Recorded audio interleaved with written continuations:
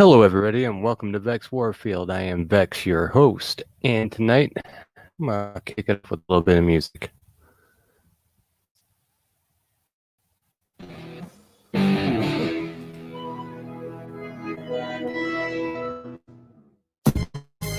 I tried even the test series to be lawyer. I threw up. So I guess this is my first time spitting balls. As I sit in the office where I author the law, I take a look at the nation and I say there's nothing wrong. Cause I've been blundering and gapping so long. Even my son Hunter thinks my mind is gone. But I never skipped a child who didn't deserve it. You be passing up these cents, that's what's really perverted. If you ever cross my path, you ain't got a prayer. Cause me and my homies gonna be smelling your hair. Printing lots of money, killing pipelines, making sure the nation's like the end. I'm gonna get over to Xi Jinping. I guess that's what I meant when I said no malarkey. Spend too much of our lives living in violence paradise. Everything's twice the price, living in violence paradise. Till 2025, we're all talking violence paradise. Spend too much of our lives living in violence paradise. Check out the situation. Hyperinflation, print another couple trillion and destroy the whole nation. And I'm not going down to the border, fool, unless those migrant kids are using their shampoo. I'm a career politician with a senile mind. I can't finish this sentence. I've got blood in my eye. But damn, I'm important. I made a fortune selling you out to China. Yeah, your job's been exported, fool. That ain't nothing but a heartbeat away. And Kamala Harris is counting down the days to 2023 or 24. Will I make it that long? I don't know. Tell me why are they so blind to see that you know the thing. Spend too much of our life living in violence paradise. Everything's twice the price, living in violence paradise. Till 2025, we're all talking violence paradise. Spend too much of our life living in violence paradise.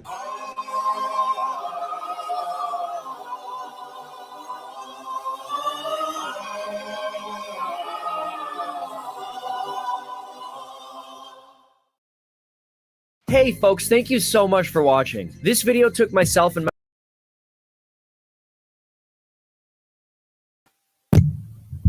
Yeah, I forgot to add myself back to the stream. Whoops. I thought that was kind of funny. As a matter of fact, I forgot to send the invite. Yeah, Sean sent me that throw up on screen, and I thought it was worthy. Give me just a moment. I have to send a link because I'm all scatterbrained.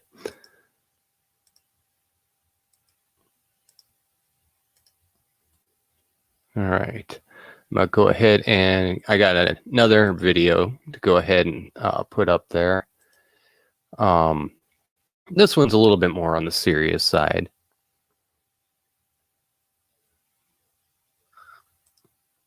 Forgot to mute myself also. Yeah, all kinds of rookie mistakes tonight. All right. So I'll just throw this up on screen real quick. Share audio. Yes. Make sure it's the right tab.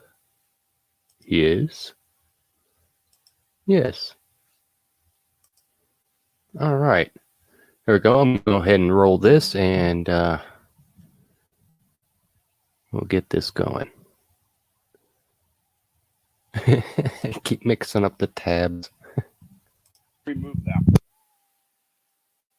We also got into the Jefferson's manual with them, and we started explaining the Jefferson's manual. And for those who don't know what the Jefferson's manual is, it was created in 1801. These are the rules and procedures and practices of Congress. You can Google this and you can download this. And it's like 1,116 pages.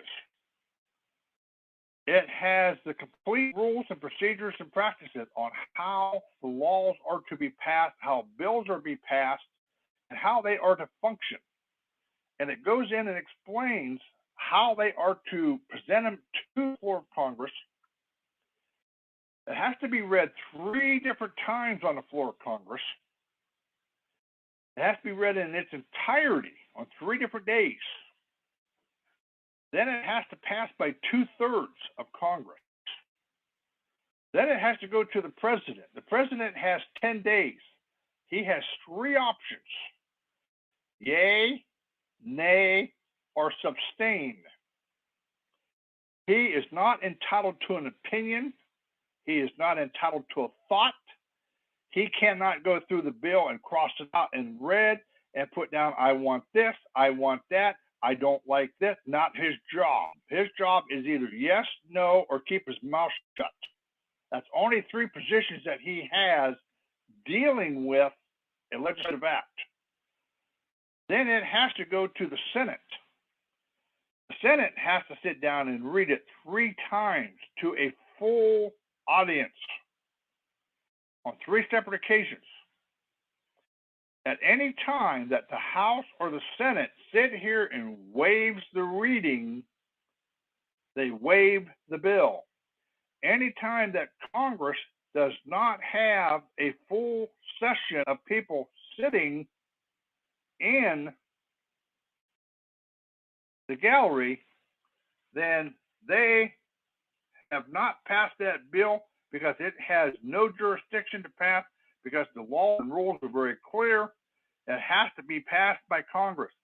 And what they're doing, they're passing these by committees, and a committee cannot pass a bill. This is part of the stuff that we're finding out. We're going back in and we're reading some of this stuff, and we're finding that they have got a bill before a committee, not Congress. And the last thing that they got to do is, if they do pass it right by 2/3 of each, is they have to do it under Article 5 of the United States Constitution. It has to come out to the several states to be voted on. It has to be voted on by the people. Now, let me go back and bring this up. With what they did on March 9th, 1933, when they declared the people to be the enemy of the state, they took that right away from us. That's why nothing ever comes out to us. But if you stop and think, what they did is they're sitting here saying the United States. The United States is that 10 square mile. The United States is not the United States of America, or United States for America. They're using the Constitution when it's convenient, and misusing it when it's an advantage.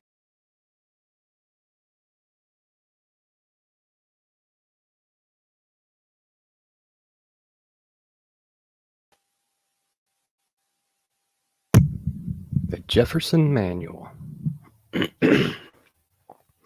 We, the people of the United States, in order to form a more perfect union, establish justice, to ensure domestic tranquility, to provide for the common defense, promote the general welfare, and secure the blessings of liberty.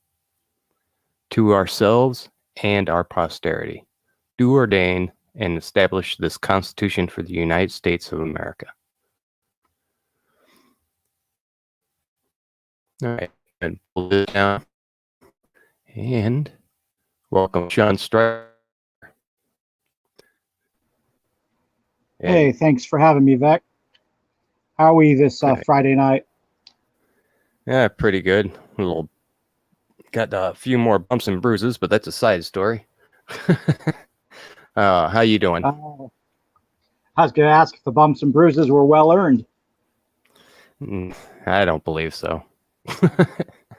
I was carrying a big case of water and my heavy backpack, and had something in one hand and something in the other hand. I was trying to walk upstairs and kind of lost balance.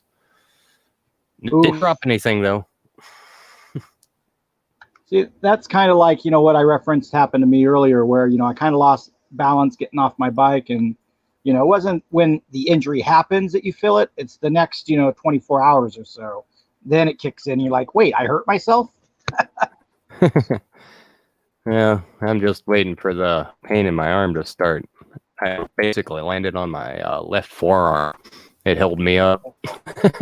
So, yeah, I'm just waiting. Ouch.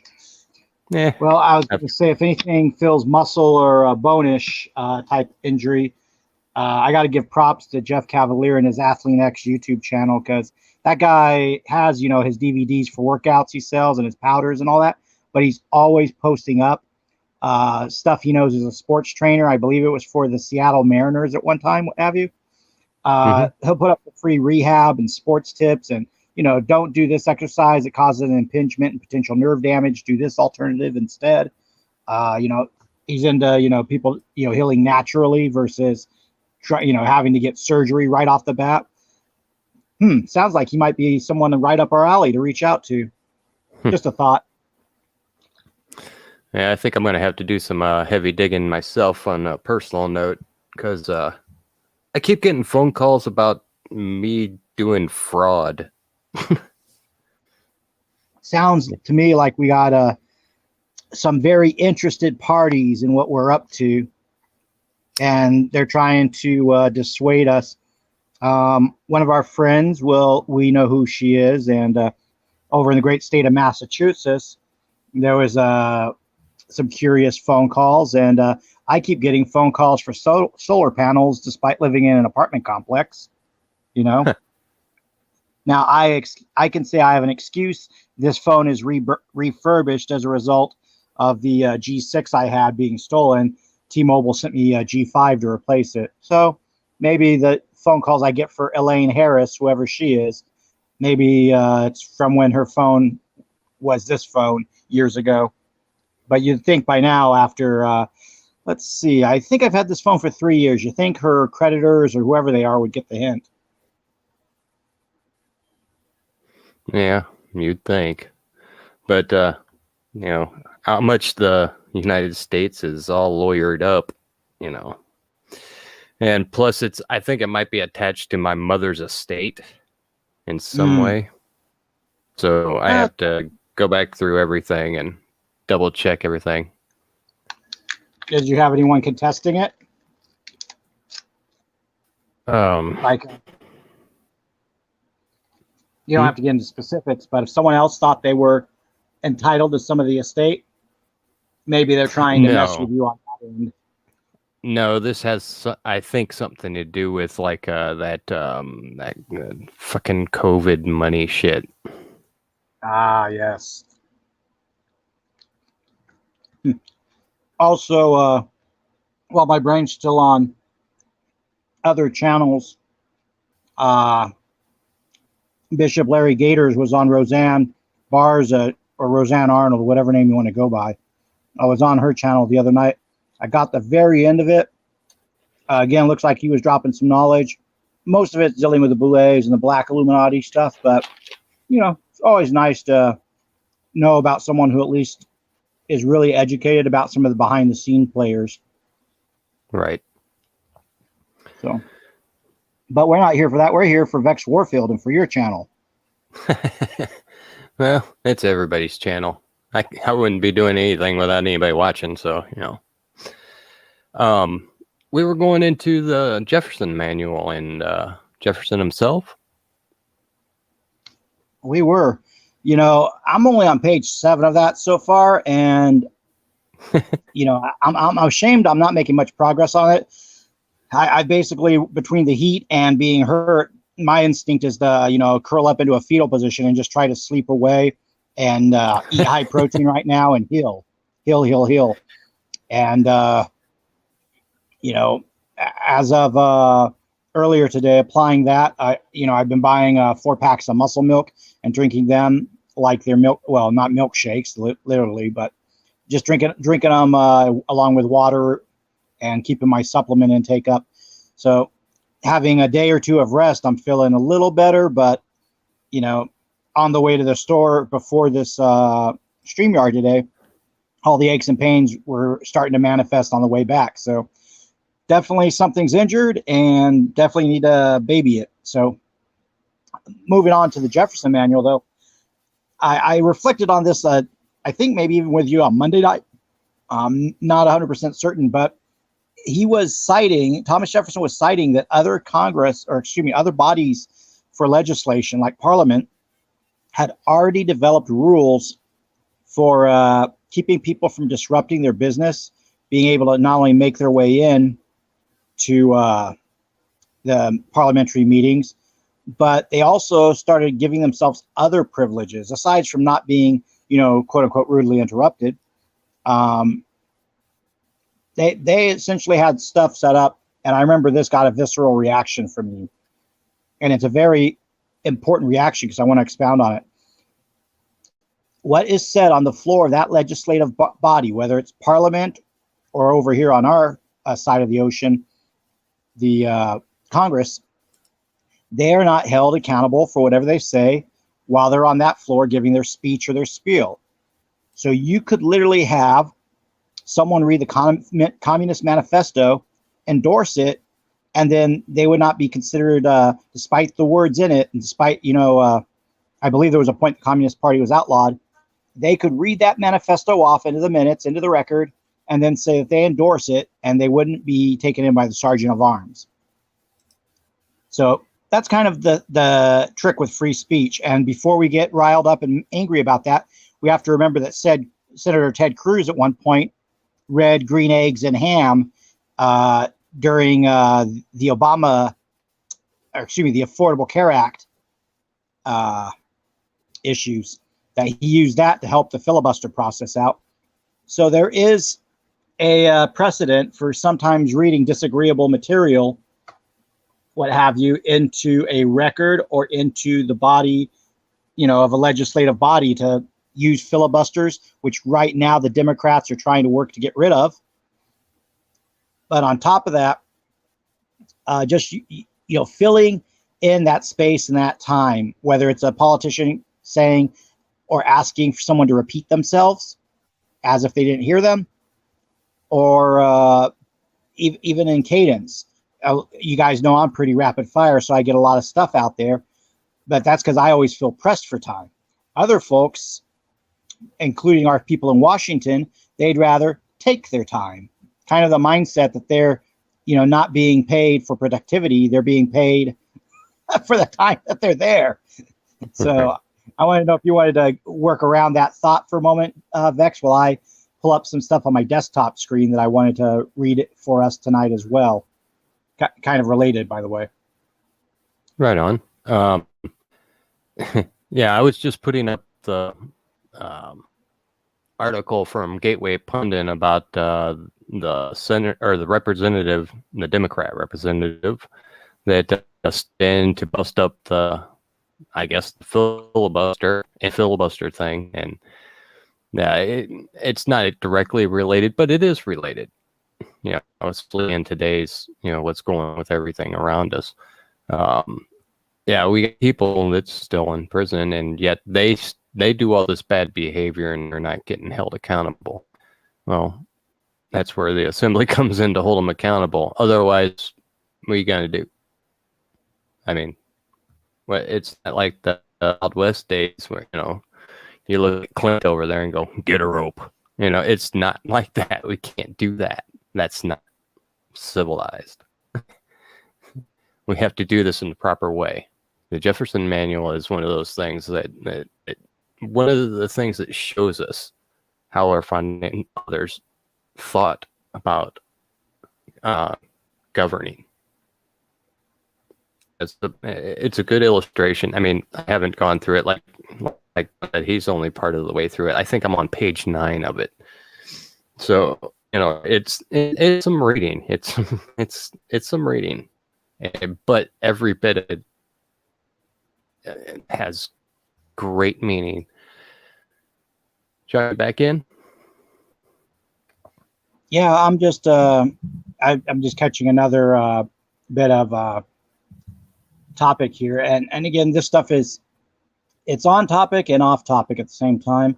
And what I'm relating right now, I'm just finding out northeast of me is a town called Redlands, heavy conservative area. Just found out their congressman passed away, and I'm trying to find how he died. And lo and behold, the Press Enterprise, which is a subsidiary of the Associated Press, instead of letting us, actually read the article, they keep putting up please give us an email to continue.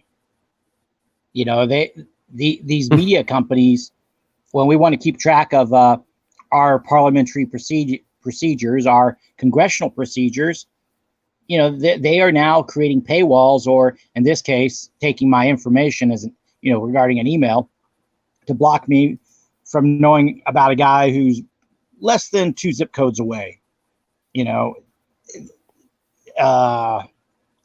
Free press. For those who are for those who are looking him up, it's Republican Congressman or Representative Jerry Lewis. No joke, his name is Jerry Lewis. But he has a head of white hair. I'm not trying to be funny. His name's actually Jerry Lewis. No initials, nothing distinguished, but he was known though for getting a lot of funding brought into his district and into the Inland Empire. So that he just kicked the bucket so recently, I don't know if I'm to be suspicious about it, or hey, he's 86 years old, so maybe he caught pneumonia or one of the other different colds going around. That's why I'm frustrated that our media, a public figure just died, and our media is making us play games to find out the news on it. So, the thing with the Jefferson Manual, what I'm gathering from it so far, though, is that it's not a manual you're going to be able to breeze through lightly. You have to take a look at Jefferson's efforts in putting it together. He had some of the paperwork from his mentor. And you can read about that in the commentaries, the prefaces. He had observations of what was going on within America's Continental Congress. And he also had observations of France, Britain, other places, how they proceeded with their courts, with their parliaments, what have you. And his intention was to make essentially a handbook that flows by way of simplicity.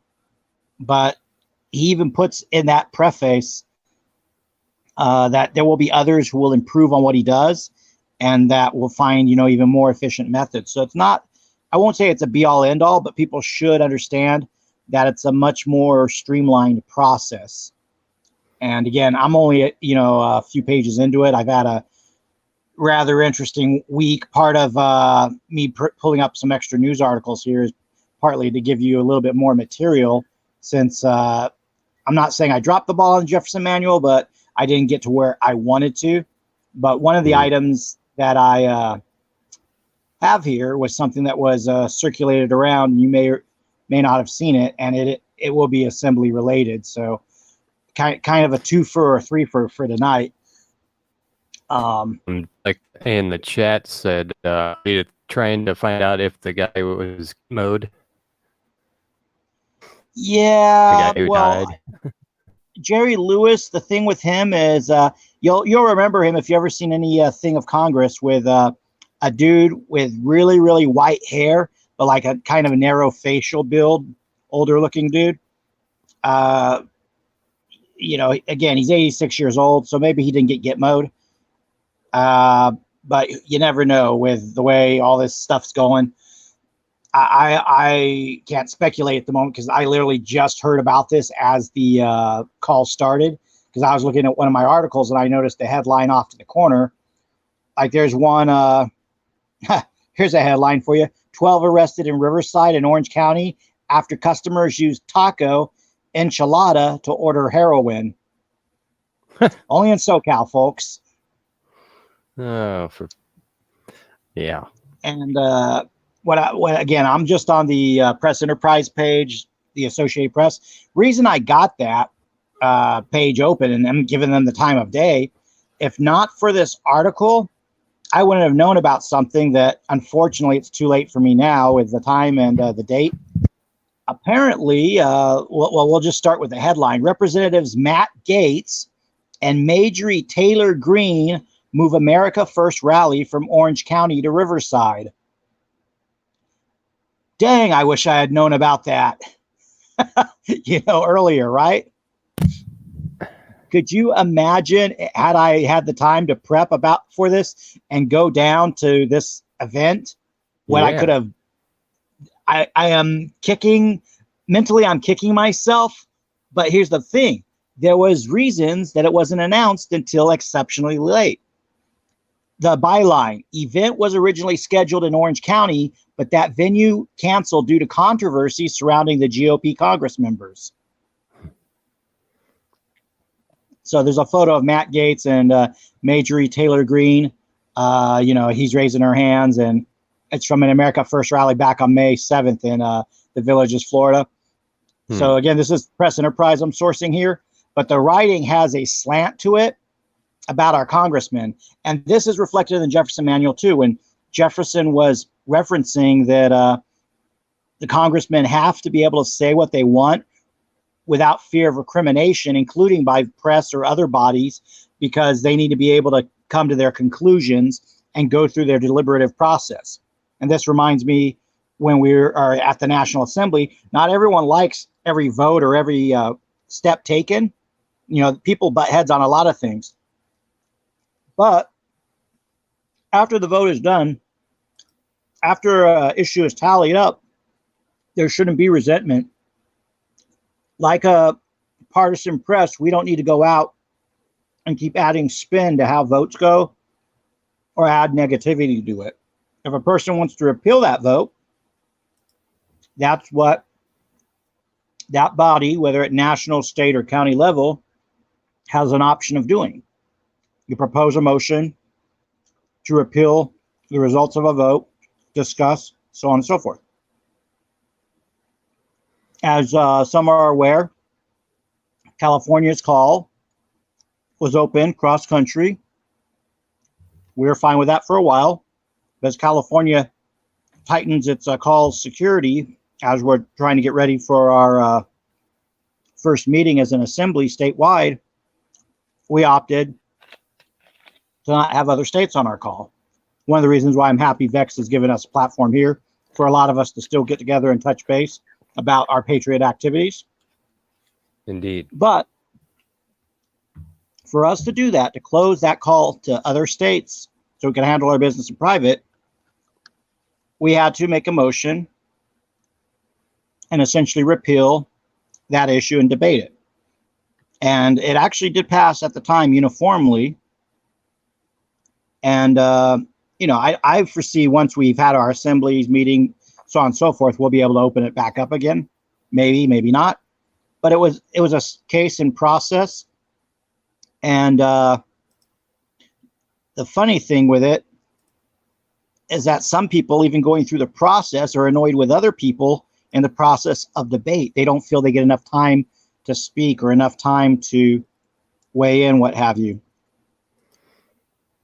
I've seen this also reflected on our National Assembly site. We have a motion that's kind of just sitting and languishing in the motions and discussion forums about people who are verbose and, using this, and this. To me, I think the gentleman from Michigan and gentleman from Alaska would agree. A moderator can decide if someone's running long and just call a point of order and tell the person to wrap it up. But again, this is something, if you understand legislative and parliamentary procedure, with our Congress, these congressmen get 2 minutes of time, sometimes more, sometimes less, and they often yield to each other to expand that time. And you can't be angry at somebody if they, set the stage for somebody else to use that time and use it wisely. But the media, they're not bound by parliamentary procedure, legislative procedure. They're going to spin it however their payroll department wants them to spin it.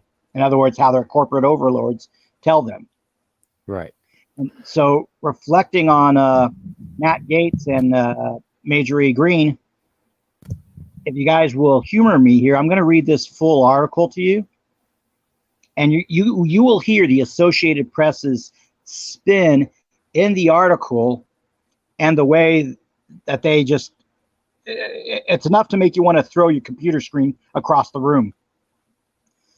Republican U.S. Reps Matt Gaetz and Marjorie Taylor Greene have moved Saturday's planned America First rally east from Orange County to Riverside after their original venue abruptly canceled them last week, and their team spent a week trying to find a new OC location. Okay, so they were canceled last week. Why isn't this making the rounds in the media? See that right there? That someone's event, especially because they're coming from out of state to California, raises two questions to me. Why wasn't the cancellation announced? Because, you know, a bunch of people could have come together, put some money in and booked a banquet hall or whatever type of building. But secondly, they're trying to find a new location at this point in the article in Orange County. If I may be so bold, as much as we love Matt Gaetz and Marjorie Greene or dislike them, why are Congress people from out of state coming all the way to California? You know, okay, it's an America First rally. I get that, kind of, sort of. But who's footing the bill for that? Just a thought. Right. Well, we're paying for our own demise. Go figure. I mean, look what just happened a little while back. All the what were they, representatives or senators or whatever, took off in a plane to, you know, keep something from happening now. And I mean, these people are not following their own damn rules. I mean, those, if I may vex, those 20 Democrat state legislature members of Arizona state legislature took off to try to hold up the audit. They took off to try to break parliamentary procedure and actually do their job and be present to review what was going on and being turned in. You know, kind of the old move when back in the before World War II, when in the what is it called? It's the German parliament that's housed in the Reichstag building. The National Socialists did not have enough seats, but because there had to be a certain quota of them present for a vote, when they walked out, they upended the proceedings, and that's how Adolf Hitler was able to be appointed High Chancellor of Germany. That's how he moved up the ranks. And then from there, you know, you got Bismarck to promote him even further. right. So that's a move these Democrats have just tried to pull within the nation state of Arizona. And if you're in the Arizona Assembly, you now have yourself a new set of grievances you can write and some new people to put on your radar. So if you're just getting bored with covering the audits, now you got yourself something else to work on. So get to digging and get to looking into how to do that. There you go. Now, I want to continue here because this is going to bring up stuff we got to think about as Assembly and just as patriots in general. Gaetz, who represents a Florida district, and Greene, a representative from Georgia, said they won't share where the event will be held until 24 hours in advance, citing security concerns. And that was put in quotation marks. So, okay, they're out here. Don't know why, but security concerns. I'm not going to connect any of this to Jerry Lewis passing away today. Nope, Okay. not at all. But Greene's spokesman, Nick Dyer, confirmed the move to Riverside on Thursday, July 15th. So he literally confirmed it yesterday. Ted Wigglein, CEO of the company that runs the downtown Riverside Convention Center, said Thursday afternoon, "We believe the rally will be held Saturday night at the convention center." So we got that going on, right? Now, continuing, Wigglein said he didn't have details of the rally contract and referred questions to Scott Magna, president of Raincross Hospitality Corporation and Convention Center General Manager. Magna cannot be reached for comment Thursday afternoon. So far already, we went from, okay, these are our congressmen. They're going to try to do an event. Now we're dealing with a corporation, a CEO of a company that runs a convention center, which is, you know, thought to be part of the city, right? Now Right. You're dealing with a CEO. And what does a CEO do? Rather than be responsible, he passed the buck to the president of the Raincross Hospitality Corporation. Here's the thing. I don't remember ever dealing with them when I approached the Riverside Convention Center to run a wrestling event. So where did this corporation just pop up out of? You get it, folks? They're running a city building, and they've put in yet another layer and another position for someone to draw a paycheck. Making stuff. Yeah, making positions. Yeah, it's out of whole cloth. They're making this up. Now, also, they list his other title as Convention City Center General Manager. That's who I dealt with, and it was a lady at the time. I'm drawing a blank on her name. She was an older lady, blonde hair. That's all right. We don't have to say her name. Yeah, I don't want to get her in trouble, right? But moving along, the city of Riverside owns the convention center. Okay, so why don't they call the mayor? See, the newspaper called a company, not the mayor. They didn't call the city council. They called a CEO. Do you guys get it yet? Well, most of us who are assembly related, we get it. But go ahead, Bex. I was just going to add to it and maybe point some people towards it. Look up the Virginia Corporation. And I yield. No, you're perfectly on point with that. And remember, folks, Dun & Bradstreet, you want to find out what the credit rating of your government is. The corporations that run your counties or your cities, go to Dun & Bradstreet and tinker around in there, see what you pull up. Yeah, you could mess around and figure out how much your state's worth, as a corporation. Good fun on a Friday night. Yeah, how much in the red they might be. Remember, folks, there's a guy called the county sheriff. He actually has the real books related to that. That's another little rabbit hole for y'all to search down. I'm just kind of spitting some knowledge out here right now.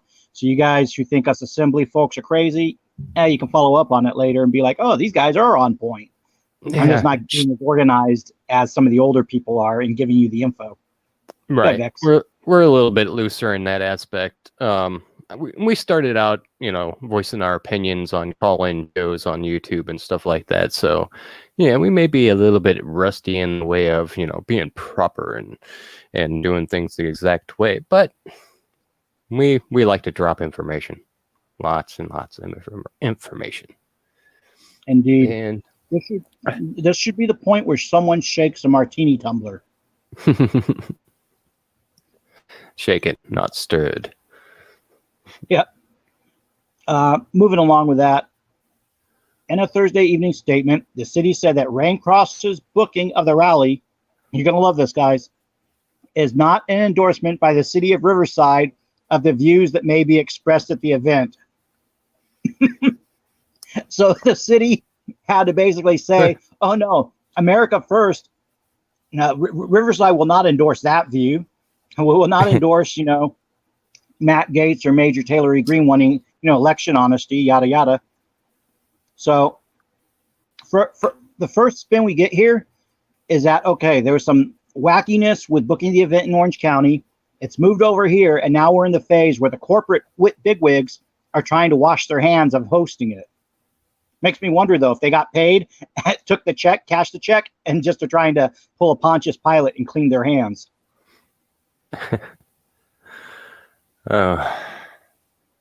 See, the more information we get out to everybody, and the more information you get yourself, the more it's got to just bug the crap out of you that they're able to do all this. Sorry, you were going to say something else, Sean? Well, yeah, I'm actually augmenting what you're saying. This annoys me that, hey, these folks are hosting an event and they're saying they can't express, they can't endorse the views. Well, that's great, free speech and all. Instead of issuing something like that, they could just issue that they are neutral on any views expressed by events that they hold or guests. Because this is the same building. If I'm not mistaken, it's the same building downtown. Actually, no, the other building I'm thinking of is the old VFW building. They use that hall as well for events. Same agency, though, owns it. And this is what I know from my nosing around for wrestling. Anyway, they've had Snoop Dogg there, let's just say his concerts aren't exactly politically correct. So the same company is fine with Snoop Dogg and issues no disclaimer for him, but will issue a disclaimer for congressmen that just happen to be, maybe in the not expedient party. So moving along, the statement provided by city spokesperson Phil Pitch Ford. Sorry, the name has like little jokes written into it. Right. I mean, he's a spokesperson and he has the word pitch in his name. Yeah. It writes itself.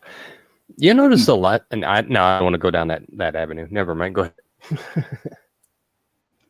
Well, continuing, the city of Riverside is an inclusive community, dun, dun, dun, and has affirmed its commitment to diversity, equity, and inclusion through the city council's actions and policies.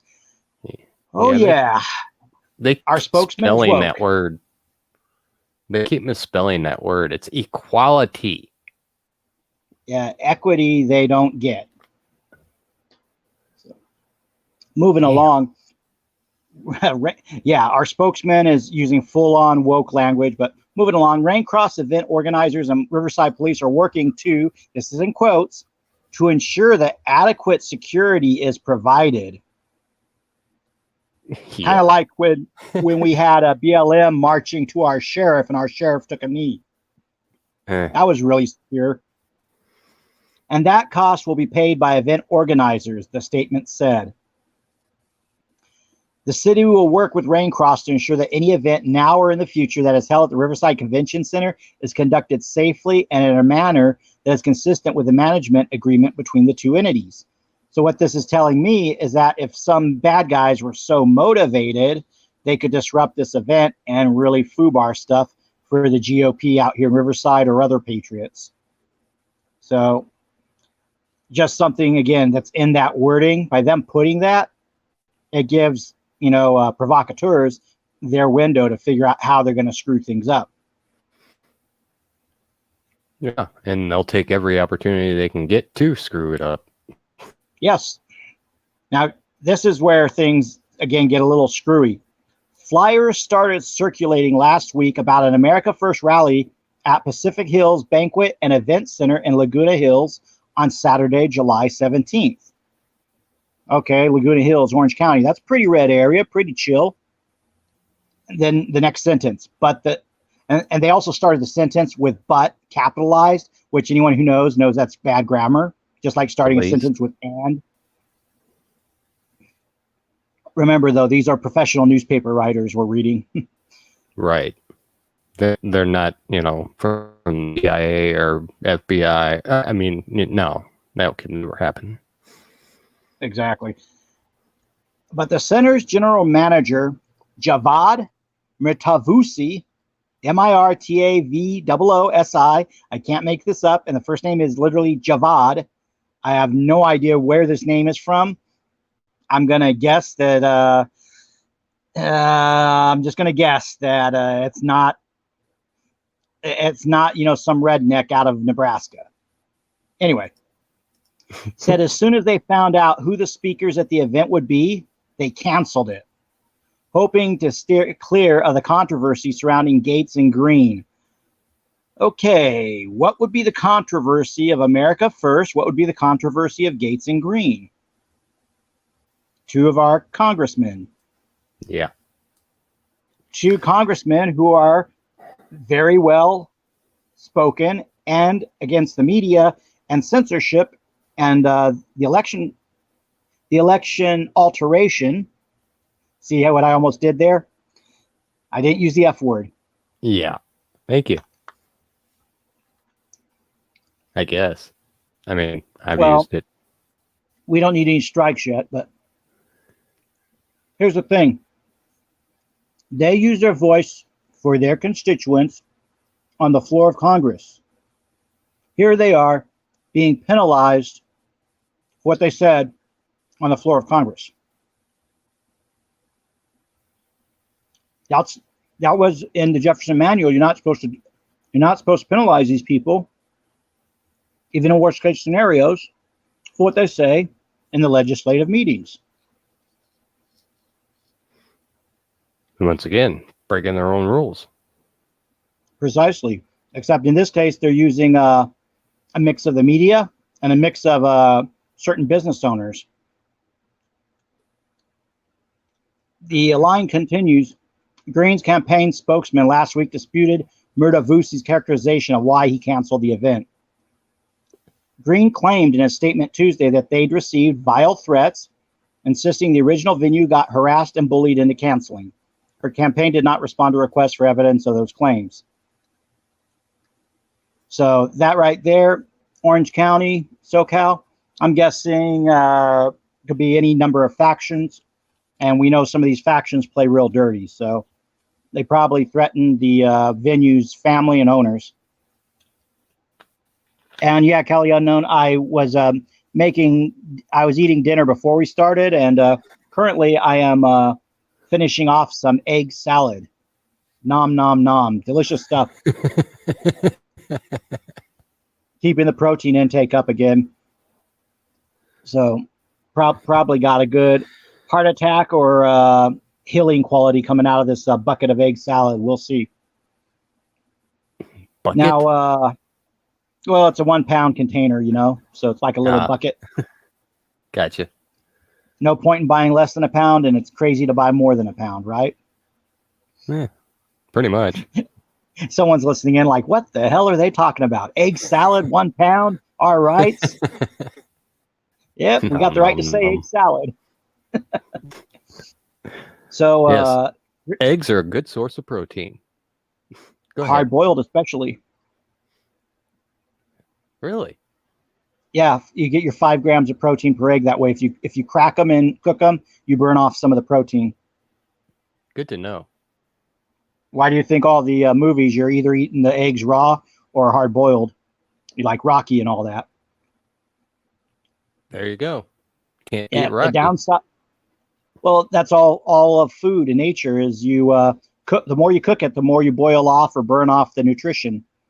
So the raw egg has the drawback of salmonella, though. That's the, or other diseases. That's the negative part of that. Hello, Hayden. Welcome. Hey, Hayden. Welcome. I'm going to mute myself real quick. I'm opening a thing of noisy snacks. 1 second. Oh, okay. Snack time. Sounds good. So moving along, radical Democrats tried to cancel our rally in Orange County, Green said in a statement Tuesday, but we won't be intimidated and we're moving full steam ahead, and we will see you July 17th. 2 days later, they announced they were headed to Riverside. Okay. So anyway, Gates and Green have fit. Now you see, there was that. Now they go into the smear job. They got you hooked because you want to know why they canceled, why our congressmen are being harassed. And now this is the smear job. They set it up like a T-ball and they're going to knock it out of the park. Gates and Green have faced controversies of their own. Gates is under investigation for accusations of having a sexual relationship with a minor, while Green was booted from her House committees in February over her comments supporting far-right extremists. So apparently if you support, stuff on a message board, or you support the Proud Boys or whatever, you're a far-right extremist, or she supports them. Oh, there you go. I don't even think she ever said anything like, yay, Proud Boys or whatever. I don't even think she went that far. But that's what they're painting her as. Earlier this year, both were linked to plans to create a political caucus that would espouse the idea that the United States is an Anglo-Saxon culture and that mass immigration is supplanting white culture. Ideas previously espoused by white nationalists. Plans to start the caucus were dropped after negative public response and pushback from some in the GOP. Notice they don't name who the some were. Now, they also put white nationalists in there. That's their catchphrase. If you're a Latino nationalist or if you're a Native American nationalist, Asian nationalist, you will not see that. They can't use that line on Michelle Malkin, for example. But they sure as heck are using it here on, Mary Green and Matt Gaetz. So there you go. They're already, again, trying to add another level of smear to this article. They continue, but Gaetz and Green... Yeah. Go ahead, Vex. Right. Okay. But Gates and Green also have become firebrands for Trump brand Republicanism. The pair have been co-hosting America First rallies across the country since early May, when they kicked off the series in a Florida retirement community that heavily supported former President Trump in 2020. Topics at previous rallies have included increased border control, refusal to wear masks, slamming unemployment benefits, and criticizing critical race theory. Now, I paused with that because had they presented this portion, this paragraph first before the controversy, you would be like, oh, that stuff's kind of agreeable. And then you would see the other stuff, be like, don't know. But by presenting the negative first, hoping that people will tune out of the article, they missed that portion. And of course, they're, trying to, again, spin it that those topics are negative, Right. Then it gets back on point. Go ahead, Bex, before I get into that. Yeah, I was going to go ahead. All right. While they searched for a new venue, Gates and Green continued offering tickets for the Orange County event. And Dyer previously said demand has been overwhelming. That same link now lists the event location as Riverside. Tickets are free to reserve for general admission. Okay, cool, right? But those who register get an email asking if they want to upgrade to VIP status for $250 per person, which includes a chance to take a photo with Gates and Green, plus preferred seating for the rally. I get it, it's politics, but $250 a head. Nice. Let's just say there's a joke in what I just said right there. $250 a head. Okay. I'm not going with it. We're not in Vegas, but good Lord, $250 a head for, a photo op. Yeah, And remember, they need their money. Yes, they do. So again, how are they paying to be out here? And then they're just raising this money. It makes me wonder. And then they're charging this exorbitant amount when they're not even our local congressmen. Well, then again, one of our congressmen just kicked the bucket, so it'd be pretty hard for him to attend unless it was weekend at Bernie's, kind of like what we're seeing, with Joe Biden. Did you play that video earlier, Vex, of Yeah, Joe I did. Biden? Yes. Freedom Tunes. Proceeds go to Put America First joint fundraising committee, which means there's several people dipping their fingers in it. Formed in Georgia in late April to support Gates and Green's re-election campaigns. The committee hasn't reported any fundraising yet, with deadlines approaching. So there's this committee backing these Congress people by this reporting that hasn't reported their fundraising yet. So that kind of makes me raise an eyebrow. I know it's the Associated Press. I know it's a negative spin. This is something later people would have to fact check. But moving along, Gates and Green plan to hold their rally in a county that used to be reliably Republican, but not anymore.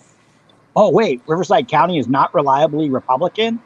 In the past decade, Democrats have overtaken the GOP in the county's voter registration, and registered Democratic voters outnumber their Republican counterparts by 17 percentage points in the city of Riverside, which has an active progressive scene as represented by Democrat Mark Takano in Congress and Democrats in the state legislature. Now, that's the funny thing. Having lived here during these years, in the past decade, we got all the riffraff out of Los Angeles that moved out here. And as an added bonus, we also are straight up from the 215 freeways down to the Mexican border. We're getting all that nice human traffic. So I wonder how that 17 percentage points managed to get, rooted in our town. If that's not rhetorical, I don't know what to say. Well, this is a thing. Of course, you wouldn't want, Republicans coming to town talking about the border issue. And they couldn't, let this news article pass without Mark Takano getting his free publicity. In an emailed statement, Takano condemned the rally and said it should be canceled. Gates and Green, he said, spread the big lie. That's in quotes. And that the presidential election was rigged, quote, sympathize with white supremacists and dangerously indulge in conspiracy theories, quote, involving other members of Congress. For those who've known me for a long time, Congressman Takano is the same congressman who criticized President Trump for his use of Twitter, but himself was notorious for tweeting on every little thing that ever went on while he was not just running for office, but while in office. So rules for thee, not for me. Yeah. Isn't that how that always comes up?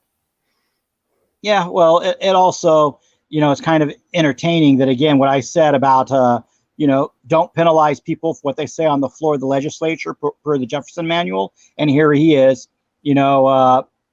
trying to smear them for what they said on the floor of Congress. Moving along, he says, I regret that my community has become a platform for the undemocratic and unpatriotic extremism. I question whether the city of Riverside will meaningfully benefit from their rally and ask those who agreed to it at what cost. To me, that's a veiled threat. So, again, someone who can't even follow the Jefferson manual right here. So that's something to ponder. And before those go off on, Mark Takano is just some random Democrat. It's not just some random Democrat. He pulls the Japanese American card, and he also pulls the alphabet card because he happens to be the G letter of the alphabet. And I don't mean general. He's not in the military. No, he probably would have been kicked out of the military in the 70s or 80s. So you can figure out what that G stands for, I'm sure. 3 letters. Rhymes with day. Moving along. Despite leaning blue in recent years. Yeah, exactly. Despite leaning blue in recent years, Riverside County is still friendlier Republican territory than other parts of California. Southwest County in particular still leans conservative, and County Sheriff Chad Bianco, Republican, is lauded in conservative circles for his criticism of Democratic Governor Gavin Newsom and his refusal last year to enforce state coronavirus restrictions. And as I told you guys, one of my employers is involved with Bianco's campaign to run for governor, which is in the de facto. So kind of like, I don't want to support this guy because he knelt to BLM, but at the same time, my employer, is buddy with him. So it's kind of like, this is awkward. Small world though, right? Yeah. Moving along. Polls also show more support in the Inland Empire than statewide for recalling Gavin Newsom in the September 14th election. Oh, imagine that. Anyone from California who remembers Stater Brothers used to talk about the heartland in their commercials. That was the Inland Empire, San Bernardino County, Riverside County, and Imperial County, Coachella or all that stuff south of Coachella, El Centro, Brawley, etc. So yeah, Stater Brothers was appealing to farmers, to truckers. Well, it was a great marketing campaign for them, but that's the going up from there to the Central Valley, like Tulare, where the Chase the Patriot show occasionally pops out of and other stuff. That's the real California. The coastal cities, they're packed with millions of people, but most of those people are there to work and then they go home. The ones who can afford to live there are those, coastal elites you hear about. And, again, there's not as many of them as you would think. It's just the people that work and live in LA, say San Diego, San Francisco, what have you. They're not highly educated. That's why they live in those cities, because they're dumb enough to pay, thousands of dollars for a 500 square foot apartment, just to have the name of the city slapped on when they could commute an hour or two and save all that money. But let's see here. Yeah, and then this is where we're getting in the last 4 little paragraphs. Vex, they're mostly quotes, so it's real quick. But there's something here that relates again to how nasty and stupid these politics are, especially in the world of the de facto. Get this. Don Dix, his name's really Don Dix, D-I-X. Again, can't write this stuff. Don Dix. Godfather, I have to make him an offer. Well, what is he the Don of? He's the Don of man. Yes. All right. Well, yes, it's D-I-X. I'm not lying about his name. Not a bad word. Understood. Although I'm sure he got bullied like hell in school. I mean, his initials are DD. That's not a good thing either, Jeez. Hey, DD, how you doing? Leave me alone. Hey, Donald Duck. No, leave me alone. You could just see his life was hell as a kid. But here's the thing. Okay, stupid name. Get this. Don Dix, County GOP Chairman. I didn't even know there was a GOP chairman out here because their little office, essentially between Moreno Valley and Riverside, has been vacant forever. So apparently we had a county GOP chairman. Who knew? Chairman Dick. Yeah, Chairman Dix. So he said Thursday afternoon he hadn't heard of the Gates Green rally. Now here's his quote. It's a sad state of affairs in the Republican Party when a major rally comes to the county and I don't know anything about it, he said. Does this mean we have a case of sad dicks? But you know what? The worst part about it is I was going to come up with a comeback for that, and I had to stop myself. Well, it sounds like Sean's thinking with his head. Come on now. Well, I'm trying to here, but this feller, I'm calling him feller because I would probably have worse words. He's the Republican, chairman, right? The GOP chairman. Green and Gates did not say anything to him. Now, why would that be? Because they are promoting America first, whether they're grifting off it or not is irrelevant. They realize that this dude, if he knew, was probably going to hamper them. An establishment, longtime GOP guy who, again, like I said, their office, you go up, I want to say it's Alessandro. It's like the next zip code over for me towards the Moreno Valley Mall. They have a little office. No one's ever in it. You can go buy it on a car, bus, bike, however you like to commute. You'll never see anyone there. Daytime, nighttime, it's empty. It just says, Riverside County Republican headquarters or GOP headquarters, depending on what banner they put up. So somebody's paying for an office space that's not used, probably under this guy's watch. If it had been open, I would have been tempted to come in, the last few election cycles, just the regular Joe Schmo and volunteer to help with whatever, the party needed to help get Trump elected. But that's just, how I think. Like, maybe you should want grassroots support. Maybe you should want America first. Maybe you should want the Constitution. I don't know. Now, moving along, I have heard of this name because he runs for office here and there. Ali Mazari, a local conservative activist and past GOP candidate for an inland state assembly seat, also wasn't aware of the rally. Quote, the Riverside voters need to hear from our representatives so we can put a face to the picture and also hold them accountable for the voting record, he said. Tisa Rodriguez, Riverside County Democratic Party chairwoman, you see how they switched now from GOP back to the Democrats to give them the last word? Said her party will put out a call to peacefully protest the rally. Peacefully. So I'm not trying to be egocentric here, but they will peacefully protest a rally in my town. Same town that has George Floyd artwork up on all the, what do you call the wood? Not cardboard, the not plywood. What's the particle board type wood? It is plywood, right? It's all the compressed wood made from wood chips. Particle board, whatever it is. Board. MDF. Yeah, for all the windows. Yep. So her quote due for a bunch of lightning strikes. I would hope so. Supposedly the one that hit the George Floyd painting over there out east. Supposedly that lightning strike lasted for 8 minutes and 52 seconds. Yeah. No, it wasn't the lightning. It's the lightning strike itself.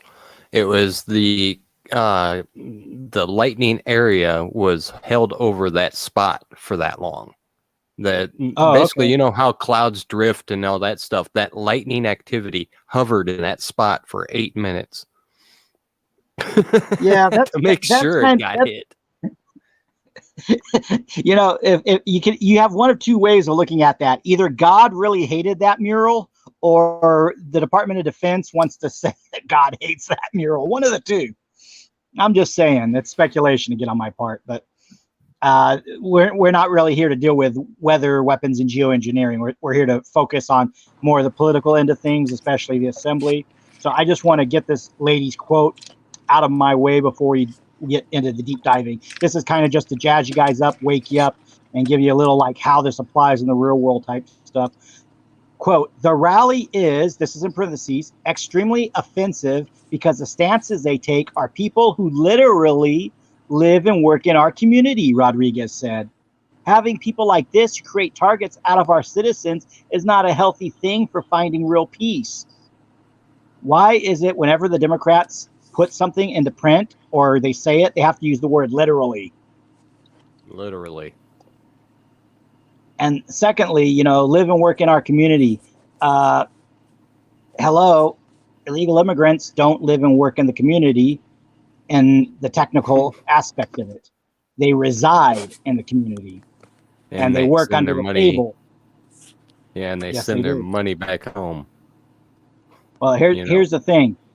If they are in our communities working under the table for less wages than, say, standard union jobs, those Democrat unions soon find themselves unemployed because their workers are outcompeted.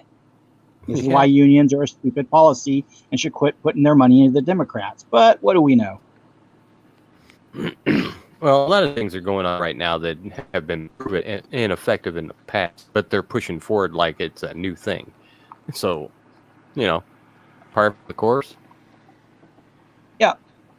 Now, again, though, as we've dissected that spin in that article, they had very little to go on, with Gates and with Major Taylor Greene, other than the usual smears. And if we're looking at that as how they're going to treat, like I look at Gates and Major Taylor Greene, not even really that big of a problem within the GOP or within the de facto Congress, what have you. They're relatively young. They're still, cutting their teeth. And yeah, maybe there's some money behind them we might question. But at the end of the day, they can be voted out just like anyone else from that, as long as the machines are accurate. And that's something anyone on this call should look into with your grievances in the Dominion voting machine contract. If Jefferson was alive today and he saw us using computers that could be hacked. Oh, and by the way, yes, the Arizona machine was breached. That came across. Now that was revealed. If that happens, Jefferson wouldn't just be rolling in his grave. He'd go wake up Madison, go wake up Adams, he'd go wake up George, be like, hey guys, let's get the boys together. Where's Paul Revere at? Where's Ben Franklin? We need to experiment with some lightning weaponry too. Ben, get your kite out here. The song comes to mind. The song comes to mind. The boys are back in town. Mm-hmm. Sorry, snuck in a bite of egg salad there. I thought you were going longer. Well, we could give Hayden a chance to something. Hey, Hayden, how you doing tonight? I'm doing well. It's been an exhausting week, but it's Friday. Yeah. There's a lot of good comments being put in the chat too. Yep. Pretty interesting. Yeah. Let's pick a few of the chats here. What have we got going? Let's see. I had this one earlier. Yeah, I had this one earlier. Go ahead. Yeah, YT on Most Censored got some good points.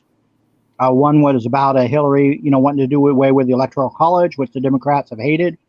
And then also, when it used to be, you'd have 30,000 citizens per representative of the House, and now you have 700,000 per representative.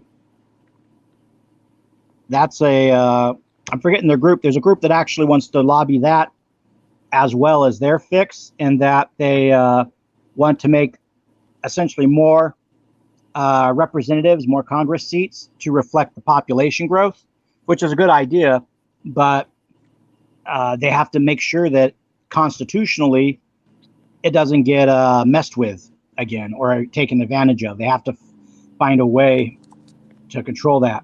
And in a little bit here, I'm going to be moving into something that was sent to me. I believe it was Scrimshaw that sent it to me regarding the USC and our friends, the state troopers, which I believe you've always had an entertaining story or two regarding, Vex. But Hayden, Vex, you guys get into it here, because I got like a full page in front of me of stuff to read through, and I don't want to read through a whole page of all this info with bogarting all your time, Yeah. Hey, I got nothing but time. There's one comment that YT Most Censored made that you'd put up on the screen earlier, Vex, and I can't remember what it was, but I kind of want to looking touch on for that it. a little bit. There we go. Yes. Yep, that one. Yeah, politics. We need to remove the politics altogether. Politics took over in the 1800s, and it has been a corrupt downhill ride from there. Yes, sir. Yeah, and I saw that, and I was thinking to myself, is it politics that's the problem? Is it the politicians that's the problem? Or is it the fact that politics by the people are non-existent anymore? Sure, the people react to the politics going on and what the politicians are saying,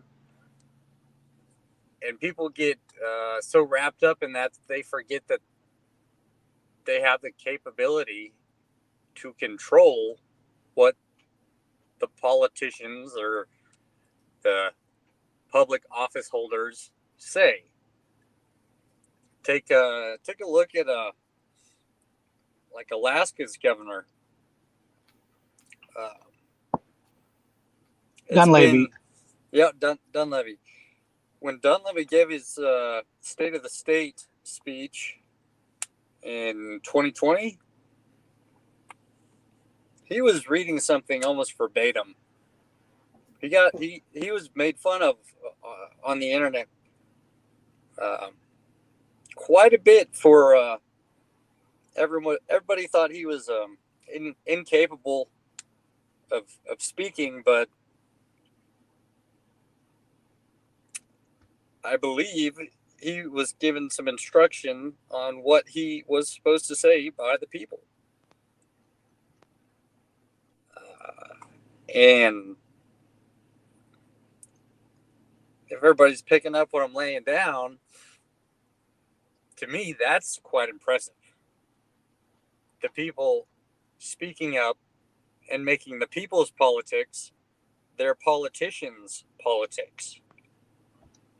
Representation. Mm-hmm.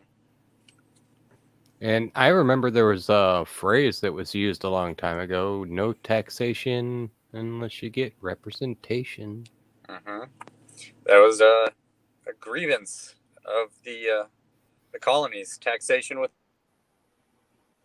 they're being taxed by a king who was quite literally an ocean away. They had no representation, yet they were being taxed by somebody on a different continent. The audacity. So to me, the world hasn't changed.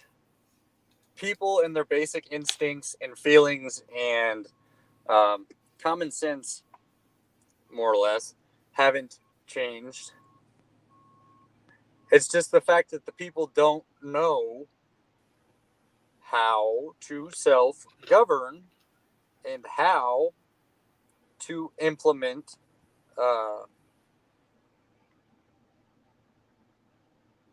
control over their creation.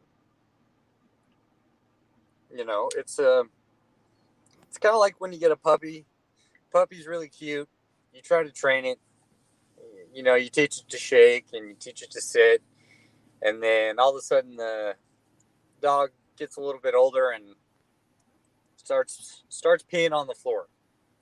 Well, you don't catch it when the dog does it and can't enforce the bad behavior, or punish for the bad behavior.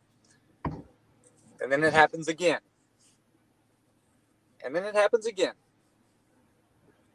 And then the dog is 10 years old and there's just pee everywhere. It's out of control. your cute little puppy that was all great and dandy, that you had under control, you let it slip one time, and you give up. You just, yep, the dog, I don't know, the dog just does that for some reason. I got a bad dog, but the other, 60% of the time with that dog, it's awesome. So that's great. We have fireworks, we celebrate. Yeah, and imagine the dog as it grew up making new rules that the master had to follow. Oh yeah. And continuing this metaphor, the dog, which you brought into your home, ends up actually thinking by its own instinct that it's the leader of the pack, when in fact, not even close. You could kennel the dog quite easily, but kind of get settled in the routine of things. So to bring this back all into politics is, well, the people need to read some dog training manuals. Kind of, documentation somewhat similar to the Constitution. A set of rules, a set of guidelines. Yeah, it's something you can follow to basically help you teach the dog to, act properly, do what it's supposed to do. Mm-hmm. Exactly. So we have similar documents as kind of like dog training manuals or books, how-tos, kind of like the Bill of Rights. Right. The First Amendment is first for a reason. The founders put it as the First Amendment, or article, if you will, because it is the most important. That is how the people can self-govern. They can assemble peaceably for the redress of grievance. Well, people leave out that last bit and just think it means, oh, we have the right to protest. We have the right of free speech, and all of that is true. But the founders weren't really worried about people being able to use all the words that they wanted necessarily. They were more concerned about people being able to gather and speak and voice their opinions. Protecting. Sorry about that. Protecting the people and their ability to make their grievances heard. It's first and it's most important because the Declaration of Independence was the result of people coming together in assembly, writing down their grievances,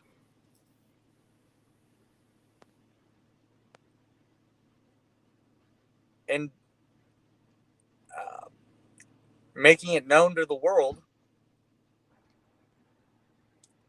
that whoever attempts to control this is a godless dictator who has no morals or values, and so on and so forth. So these documents they are dog training manuals. We purchased a dog, a puppy, and it's come up. It's an adult now, but it acts like a monster. People need to realize that if you sit down, look at some of those books about, a dog's behavior or a government's behavior, how it's supposed to work, how it can work, how it should work, the best way for it to work, they realize they can take control of their out-of-line dog. Mm. So, and another thing, YT Most Wanted said was, the states need a 5-step manual on how to, I can't quote it verbatim now, I haven't looked at it in a minute, on how to self-govern or how to take control, like, or enforce their voice. Well, how about a 10-step manual on how to assemble? That bypasses them altogether.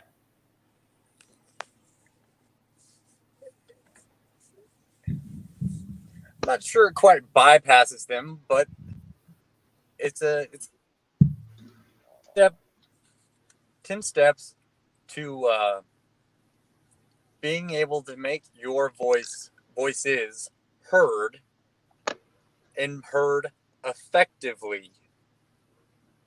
Keyword, operating work effectively. Because you can scream and shout and protest and have signs outside of so-and-so's office. Yeah, he might get annoyed, or he might get 2,000 letters on his desk. But he'll probably just put his headphones in and keep on going. Now, if you can do this the right way, knowing a little bit of these tricks and general principles in some of these, kind of dog training manuals, you can learn how to make your service dog be a service dog. How to make these government officials who've sworn an oath to uphold the Constitution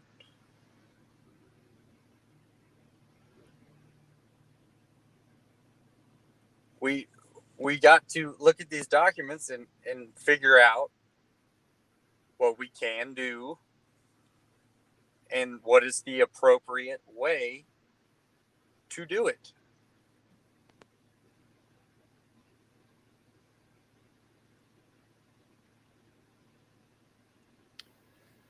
I see 25 comments. I haven't looked at it, but I scrolled back for that one that you were just speaking about. The states just need to take a 5-step plan to take back their power. Independence. Most governors are corrupt, though. Yeah, and that's, well, of course.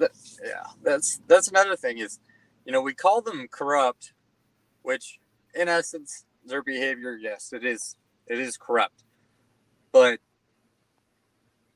we've let them get to that point. That's kind of why I brought up the metaphor with a dog that's got out of line. Nobody's been enforcing the rules. Well, who's really supposed to be enforcing the rules? That would be we the people. So if we the people don't know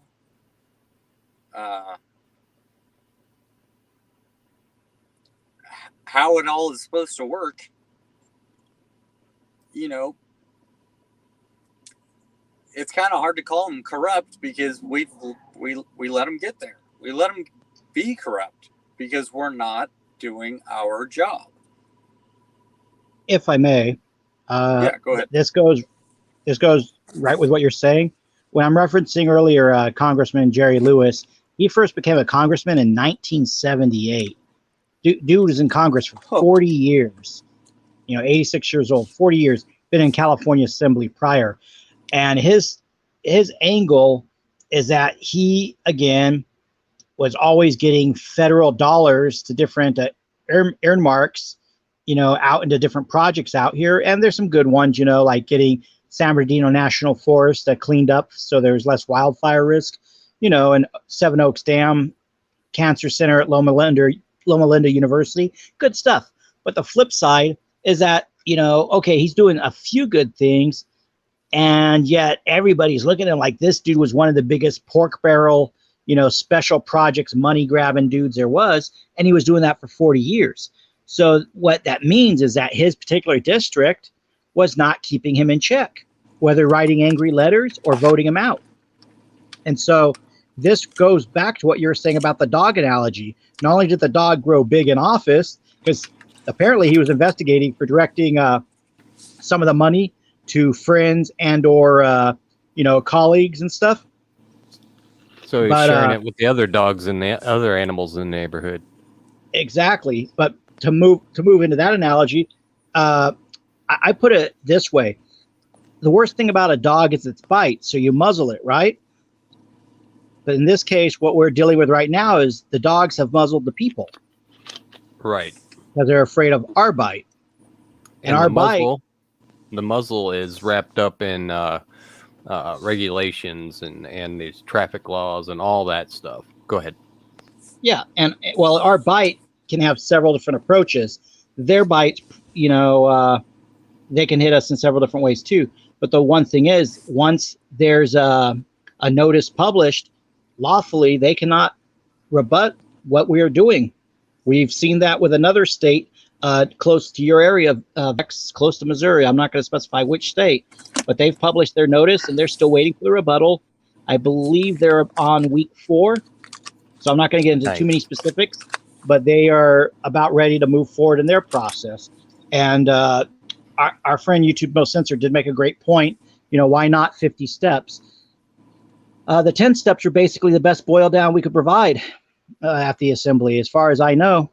It's so effective. Other groups copy the 10 steps in the handbook and then they try to sell it as their own. So that should tell you the folks at National Assembly are doing something right, and we're trying to do it without being corrupt or being subversive. That's one of the angles they'll try to pull on you. We're trying not to present people with fraudulent routes and claims. We back up the stuff with evidence, so on and so forth. Again, if you look at it from the de facto financial side, their word is their bond. If you look at it from a view of, okay, some of these guys are honorable, they'll uphold their oath if held to it. And then the other folks, well, they don't want to do their job that the people elected them to. That's where you call up your county sheriff and you go round that guy up when he's at his respective office, which brings me to a different concern.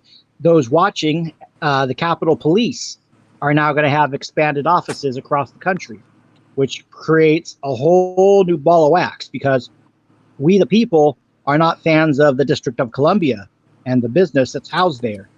So if they are branching out like a franchise, it sounds to me like they're getting ready to do a little bit of their own insurrectionist activity. That's something you guys in your respective districts may want to keep an eye out for. If they're going to set up shop in your neighborhood, make sure your legislators and senators and congressmen know to oppose them. And if they're on the take, which they likely are, let them know that you will lawfully have them countered, whether it's seeking office, whether it's opposing them in print and press, whatever you got to do. Because having another government agency, we just had Space Force added by the previous POTUS. That's fine and dandy, but how many more agencies does this country really need? Well, we already have too many, so yeah. The one of my grievances, at least against the federal government at the national level, is I'm fine with each military branch having their own intelligence. That's fine. And maybe, you have like a Homeland Security style intelligence apparatus. Instead, we have multiple intelligence apparatuses, many of which are they're serving the same purpose, such as CISA and the NSA. They both have electronic counterterrorism and signals intelligence. They both have the ability to hack computers and some of the greatest minds, as far as computers go. So why not just have both agencies collapsed into one? That'd be too simple. We got to blow money on separate budgets and separate people, separate officers and bureaucrats. So, what we're talking about, Jefferson foresaw this. Madison foresaw this. Federalist, I believe, 10. Madison warns of faction. Several of the founders said they did not want political parties. I believe Adams was against the political parties because he saw that they would buy up favor with the press. One of the founders specifically created that link. And then sure enough, I believe it was by the time Jefferson was elected that indeed you had one of the political parties, might have been the Whigs or the forerunners of the Democrats, whichever one it was, they were in bed with the yellow journalism of their day. And so you had people wrecking printing presses and back and forth operations against each other. That's how bad it got. And today, you're not allowed to wreck someone's printing press So you can't really, put these smear campaigns out of business. We saw what I presented earlier. We have congressmen. They say whatever they say in Congress. They're not supposed to be harassed for it necessarily. But lo and behold, the media spins it one way, does a smear job on them. And if you go to that particular media outlet's office and cause property damage, you would be the bad guy. Yeah. Dan D sent this message a few years ago. The military snatched up all the governors, and were told to leave us be to do what we're doing. It's a good point. You guys want to throw a comment on that?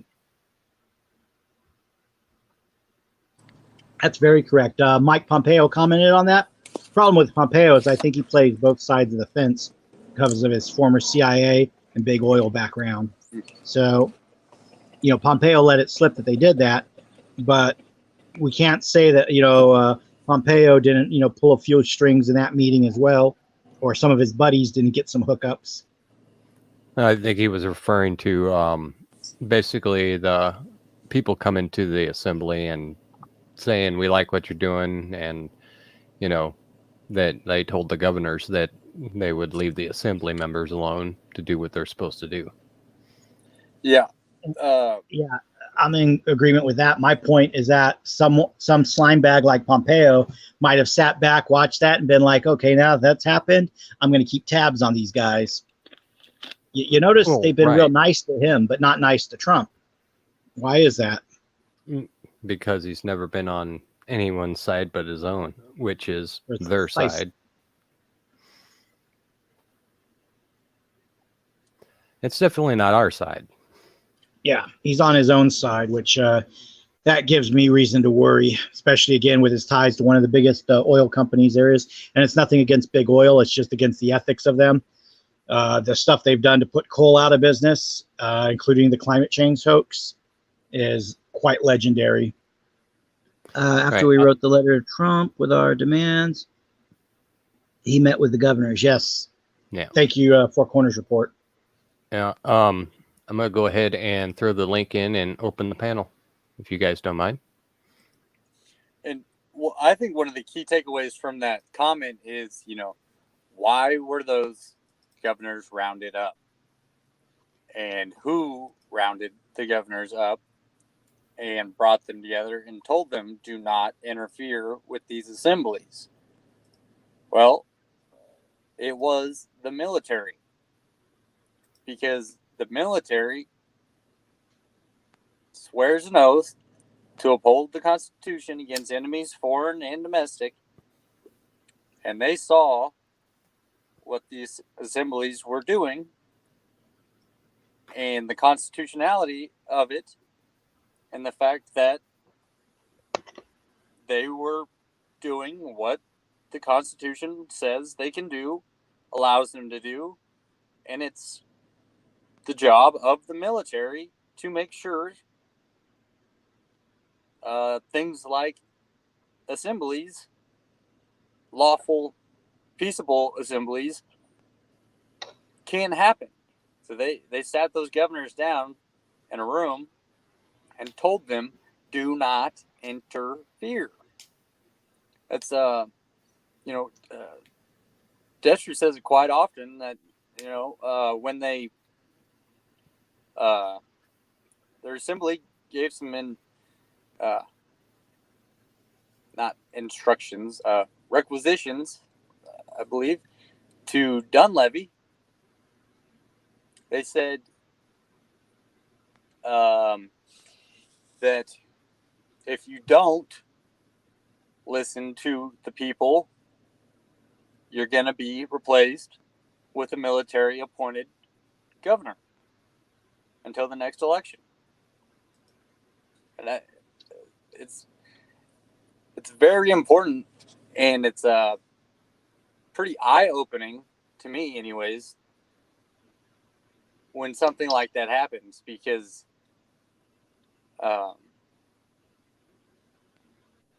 if the military is backing you in what you're doing, then take a look at what's being done and how pro American, if you will, pro Constitution, so fundamentally American that the military is backing you and pulling governors aside and giving them a talking to. So I just kind of wanted to point out that, in my opinion, that's the key takeaway from that comment. I yield. If I may, Hayden and Vex, YouTube Most Censored posted, it is our job to remove an unjust government. We didn't do that. Now, he's correct in that, except the very end, we didn't do that. If you're watching the Arizona audit, we clearly did do that, and there was tampering that prevented our results from coming through, and it was in multiple states. So the Democrats smartened up from 2016 and polished their actions, but we already knew that this process would come out. My only question in that de facto world is, are they trying to play it into what you call political clout for the 2022 election, or are they actually going to do the hardcore answer and on their side fix their voting machines to continue the illusion of choice? Moving along with that, the element of the governors that we're talking about, the governors got rounded up quite simply, not just to be told what they were doing, but because they had been in the wrong. They had been errant. You don't round up people who are already on the right track and doing things correctly. You round up people who are misbehaving and need that spanking to remind them of what's going on, as in, you guys aren't the only ones in control. This country, in its earliest documents, you will find references to the American experiment. The founders, along with other people, even across the world, wanted to know, can people self-govern? And when people come to self-govern, that actually proves our experiment succeeding, and we should be left alone and hands off. And when we're not succeeding, you'll notice that other governments start getting heavier and more into our business, especially through their pawns with the British Accredited Registry. And there is also again, I had something else I was going to read up to you guys. We might save it for another night, since we kind of have already touched on the marshals being Interpol agents. But again, we actually do have some listings regarding their oaths of office. Now, if these guys their oaths of office are no longer to we the people, then why haven't we the people dealt with them? Because we don't know about this issue, and also because the bar makes it hard for us to expel foreign agents. I'll go ahead and yield the floor. Welcome, Four Corners Report, and Ricky. Welcome, Ricky. Hey, welcome. Thank you all. Y'all just go right ahead. I'm kind of getting out of my work clothes here. All right. YouTube Most Censored, referencing America being a republic. Correct.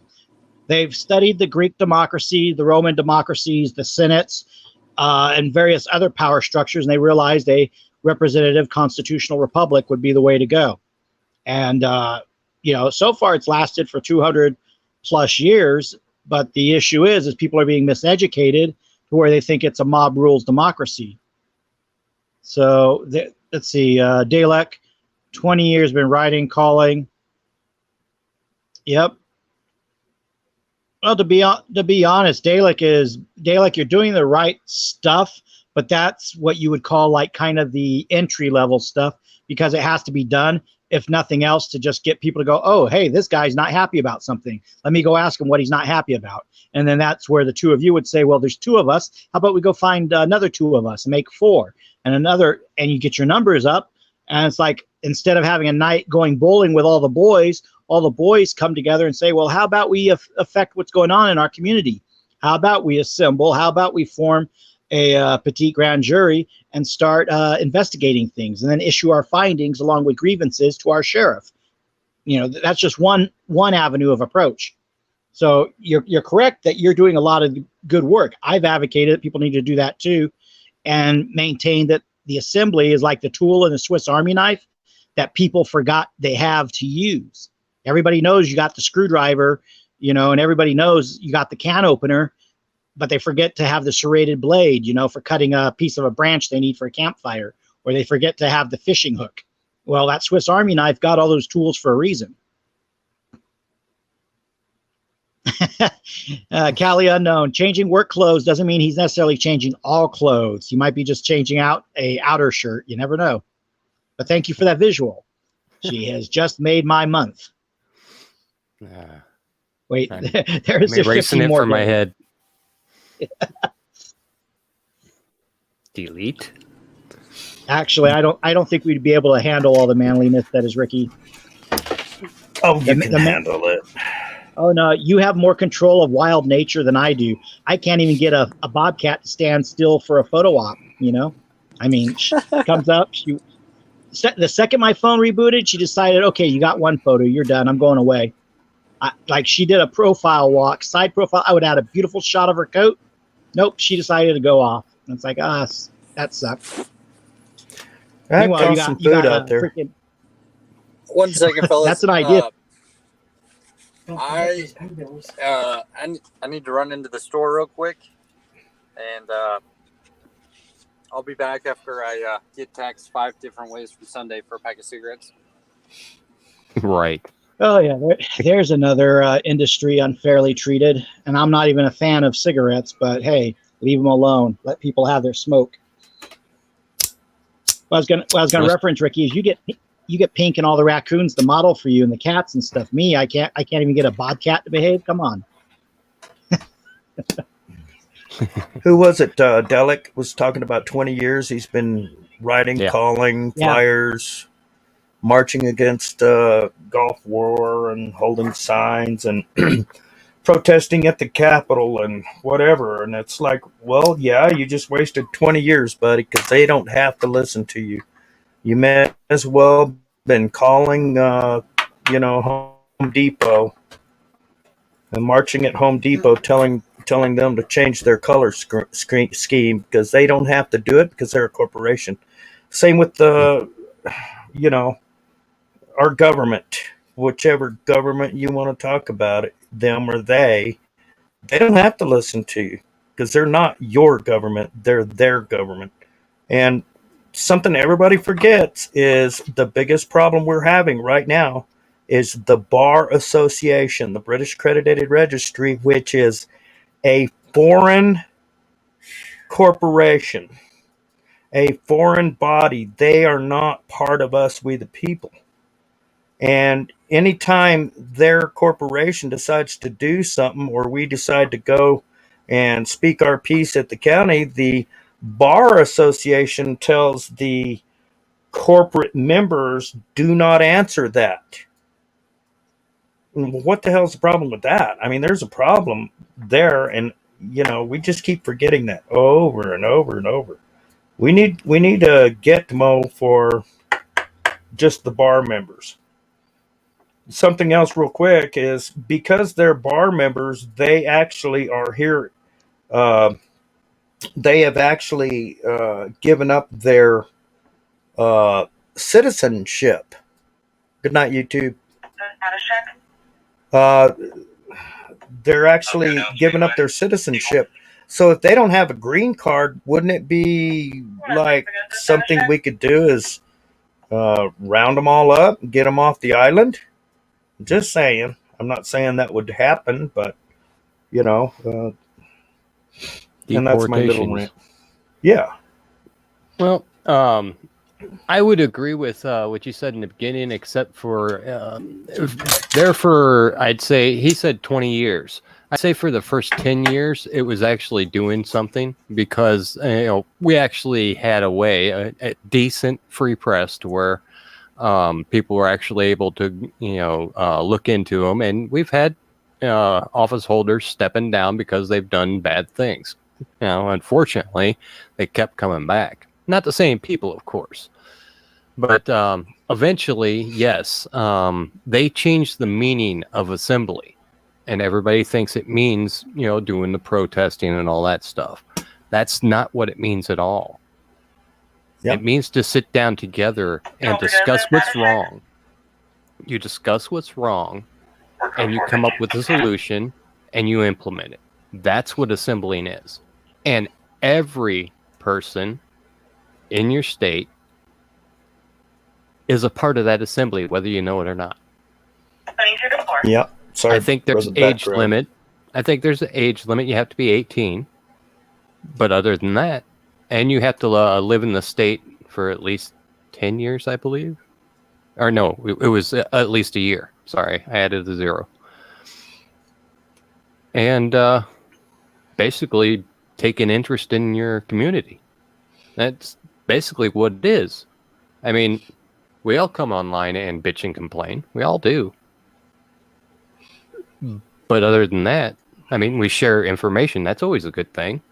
And when we do rallies and stuff like that, it's sharing information. That's good. Now take it a step further and do something about it. Mm-hmm.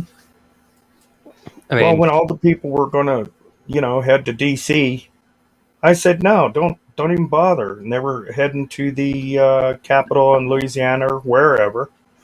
I'm like, you're wasting your time, man. Take that money, take that time, take that group of people, put yourself together, a de jure grand jury, and start calling these people out lawfully, not legally, but lawfully. So if your governor violates the Constitution or creates a rule or a regulation that violates taxation without representation, then your grand jury has a session, brings it forward, says, yeah, we've investigated, et cetera, we're going to have to vote on this situation. And then you go to the governor. And if they don't want to listen to you, guess what? Call the military. Say our governor is not listening to us anymore. Well, wouldn't we go with the sheriff first? No. No? Why is that? The sheriff isn't your county. The sheriff is in charge of your county. The sheriff has no authority in your state, just in your county. Thank you. I wanted you to make that as a point. The distinction. And if right, and real quick, you're speaking of the sheriff. Okay, so if you have a elected sheriff and he is violating the rules of engagement, then you can have him removed by a grand jury, and the only person that can remove a sheriff is the coroner. But if then you replace him with a interim sheriff or appointed sheriff, you can. I mean, right here in Archuleta County, our sheriff was the dog catcher, and the sheriff was retiring and knew that Richie Valdez was going to be a very strong We the People sheriff, and he actually appointed him and retired. And then he had to go through the election process. So during that election process, when he started running for the sheriff, 6 of us went down there and had a little talk with him, about 4 different meetings. And he didn't know his authority. He didn't know about the fact that he's higher than the president of the United States here in our county. We had to teach him that. We had to teach him a lot of things about the Constitution and whatever and different things. Now it appears he's getting out of bounds. So we're going to probably have to have another meeting with him and get him back on track. With that, I yield, and I'll be right back. Sean? If Sean I may, was going to go next. Just real quick, Vex, how's my audio sound? I have a fan blowing in my direction, so it's okay? It's picking up a little bit of wind. Okay, let me mute the fan. And then going along with what Ricky was saying, I might have said to have your sheriffs work against the governor. Potentially, if you have all the sheriffs unified, that could kind of work. You would have to make sure the governor can't pull the National Guard out of his back pocket. That's why you want the military to do it, is so there's no conflict with the National Guard, because the way their rank structure is, say the California National Guard, it's still part of the United States Army. Nevada's National Guard would be same thing, and so on and so forth. So in theory, you could actually have the National Guard perhaps do the work for the sheriff, as far as the military taking care of a governor. But if the governor, though, is in that particular county, if my reading of it's correct, just like the president, he would be subject to that sheriff and that sheriff's call in that situation. But that's us, kind of picking hairs at that point. I like to make the remark that I think if you run into a situation like that with a out of line governor or overall government body acting out of order, to me it would seem most fitting to notify the Coast Guard or the Navy that there's pirates operating and collecting money or treasure and looting the people within your state or county. Yep, that's another option. That's why Dunleavy, with overturning Obama's waterway tax up there in Alaska, was a big deal. It's because, again, BLM was trying to take money from we the people to access the waters of the state. So that's, believe it or not, that's a big deal requisition, because that means, the people of Alaska will be left alone as far as when they go boating, fishing, things of that nature. At least on paper, that's what I'm led to believe. Something I also wanted to touch on the chat and the comments real quick. It popped up and then I lost it because I went back to the regular screen. Where was it here? Yeah, Scrimshot asked, is it illegal for the bar lawyers to hold office? I believe it was the original 13th Amendment. Yes. Forbid any foreign agents with titles, especially titles of nobility, or honors, as in your honor, from holding office. So just by the esquire and your honor elements of certain people, we would call them members of the bar, they kind of pulled a fast one on the country by getting rid of the original 13th Amendment and then replacing it, I believe, with the one that rendered everybody the legal fiction of a person, in which they outlawed slavery. I may have to research a little bit more on that, just because at the moment my brain's a little faded and foggy. But Vex or Hayden, do you recall which, if that was what they replaced the 13th Amendment with? If you're referring to the portion of the amendment that abolishes slavery, and in that amendment it states no one shall be subject to slavery nor involuntary servitude. Is that what you're referring to? That might be it, but the word of person, I believe, comes up in that amendment, and person's a legal fiction.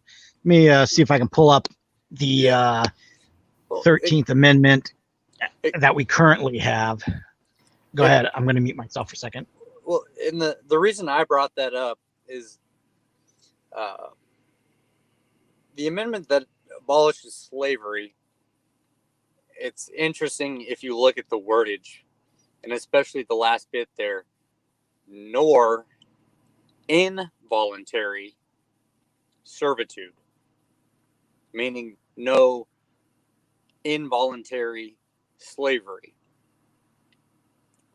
Well, voluntary slavery, or slavery through acquiescence, is okay. Some of these words and some of this stuff, when they abolished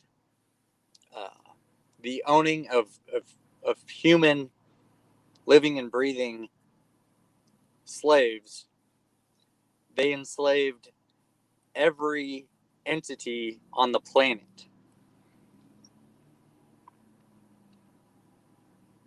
They created, you're born, you're assigned a social security number and an account, and an entity is created. That account and entity is void of any rights But you, Oh. the living, breathing person, yes, you were born with God-given rights. But they can make somebody think and believe by so closely associating them with that entity that was created with the social security number at birth. They can force people into voluntary servitude by making them think they are that same thing. I wanted to just touch on that a little bit because I brought that up. I yield. It's a fiction. Indeed.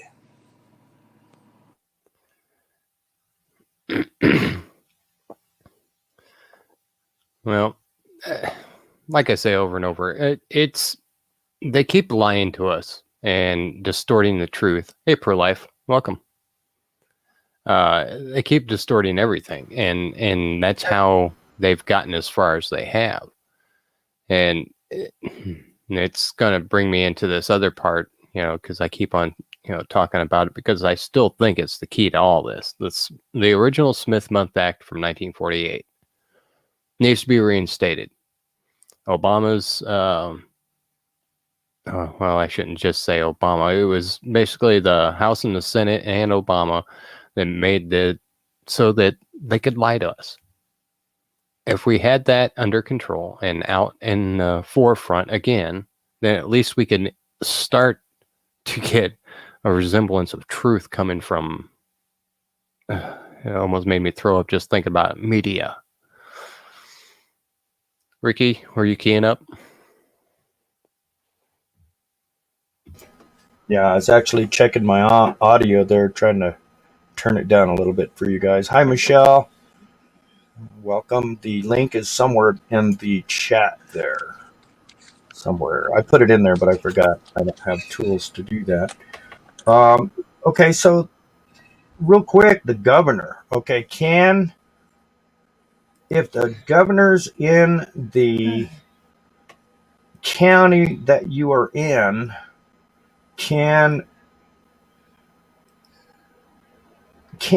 the sheriff arrest the governor? Well, we'd have to do some research and have a discussion about that and find out, but I don't think so, as long as he's operating as the governor, living in the governor's mansion and the governor's, the Capitol building, et cetera, et cetera.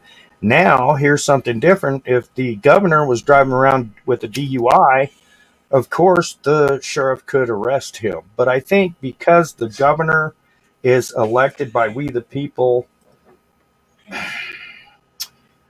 shoot, man, we got to find out. We got to really find out, because that's a good freaking question. Hayden? Ricky, I don't think I have it with me, but Orvex, if you have a copy of the common law handbook for jurors, sheriffs, bailiffs, I believe one of the duties or authorities that the sheriff has in a county or in that sheriff's jurisdiction is to be one of the last lines of defense for upholding the people's rights. And I believe that's as far as the sheriff's jurisdiction goes, is county. At the state level, or the national level, it would be the marshal. The marshal is the utmost authority of common law. May I? Go ahead. Yeah, just wanted to A, welcome Michelle to the chat, and B, backing up to what we were on with the 13th, and also I wanted to bring up the 10th Amendment, which is a very simple amendment. The powers not delegated to the United States by the Constitution, nor prohibited by it to the states, are reserved to the states respectively or to the people. Now, the crazy thing about that is with that 10th Amendment right there, that should have put a stop on every amendment that came afterwards, in the Bill of Rights and all the other stuff. It should have allowed the different states to, have their different, unique laws and bylaws. And somewhere along the line, British Accredited Registry, people came along and started, messing with it to where now we have to question, yes, what is the jurisdiction of our sheriff, or what is the jurisdiction of a governor or a federal marshal?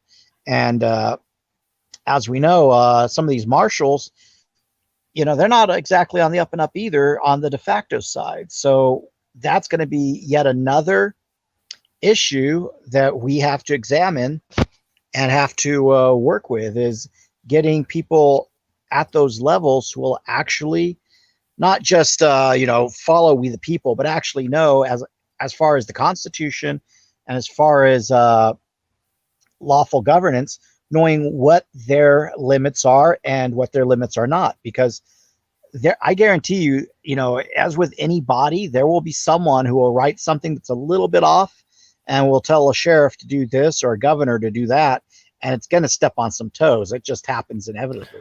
All right. So the marshal may have to come to town and be like, hey, you stepped on some toes here, bro. Got to, relay to the assembly that you can't do X, Y, or Z here. And the assembly will have to figure out what they did wrong in that unique county or state level case.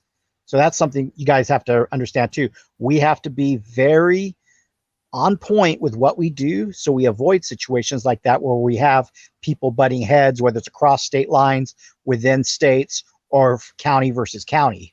If that makes any sense. Because the more we do that, the less time we'll have to get things done in our process of assembling more counties and more states across the country. We have to be, I don't want to say flawless, but we got to make sure we ain't stumbling and bumbling all over each other, if that makes any sense. There you go. Yeah. Well, one of the things I'd like to put forth is it reminds me of my situation here in Jefferson City, Cole County. Cole County is where Jefferson City is, obviously, and then the governor's here. The governor's mansion is within Cole County. So that means he is within the jurisdiction of my Cole County sheriff. Am I doing the math right?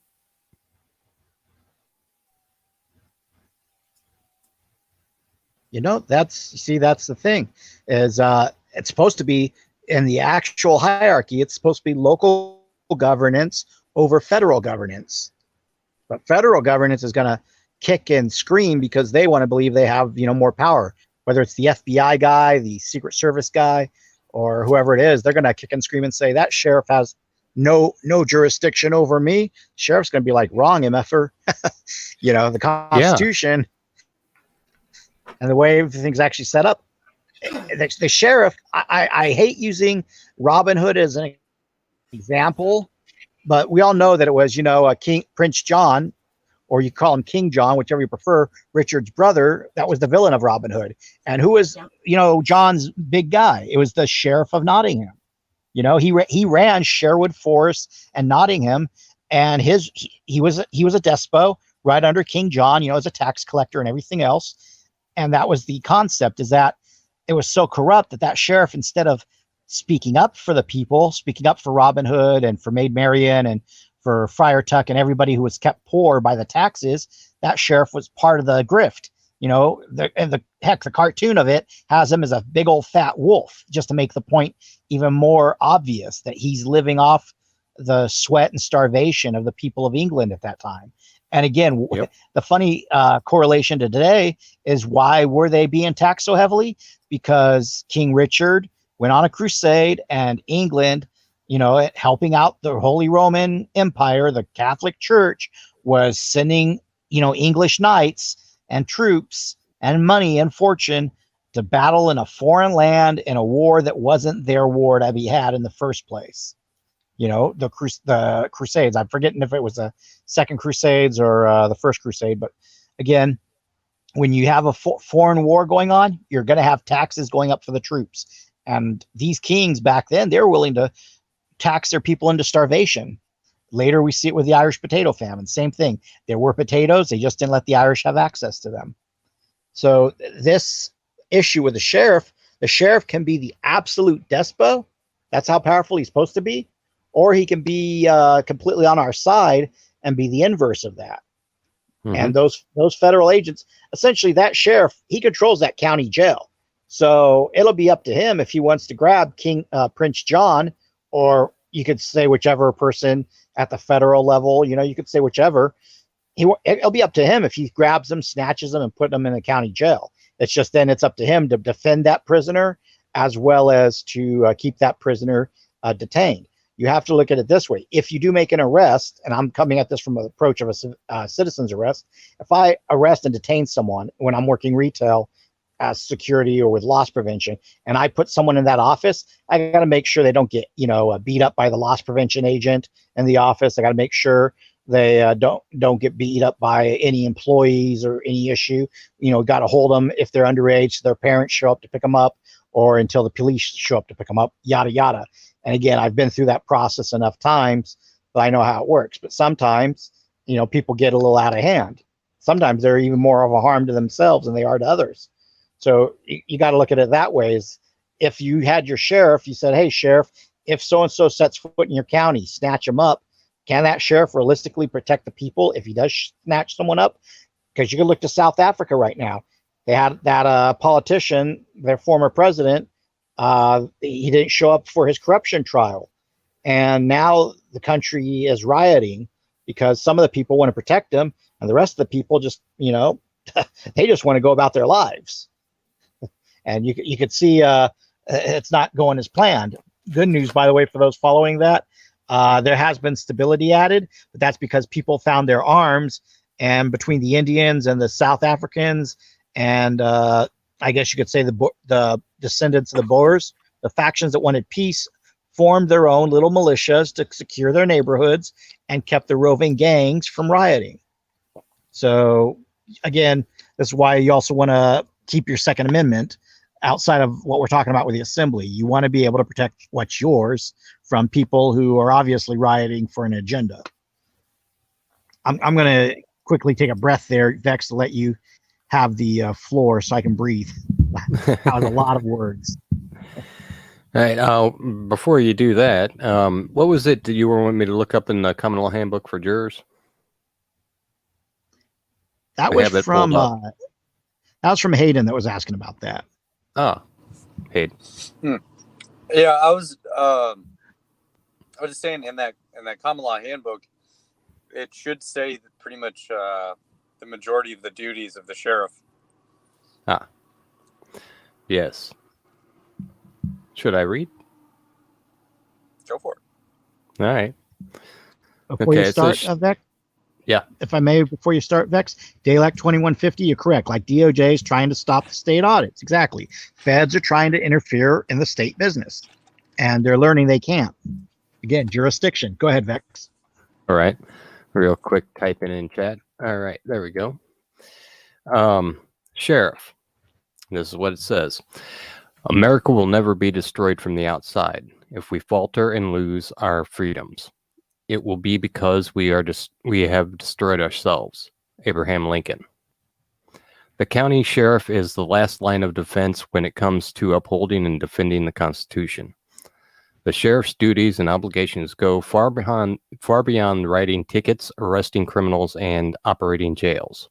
The sheriff also has an obligation to protect the constitutional rights of the citizens in our counties.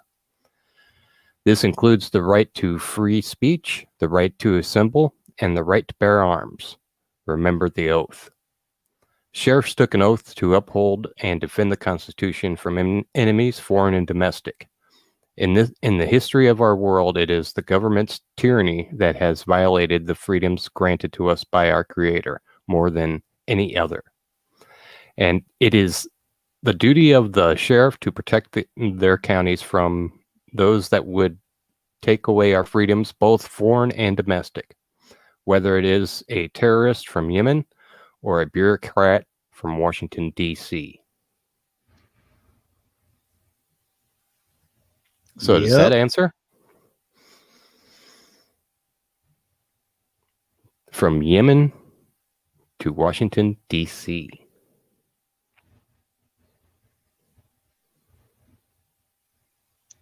This is the power of the sheriff.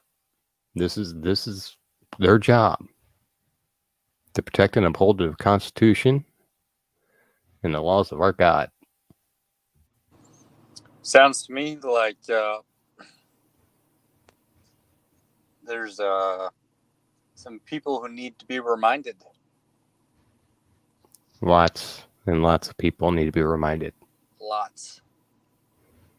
And this is what we are doing. This is what Friday nights are for on the Vex Warfield channel. Hey, Nate, welcome. Yep. This is what this Friday is for. To inform you guys.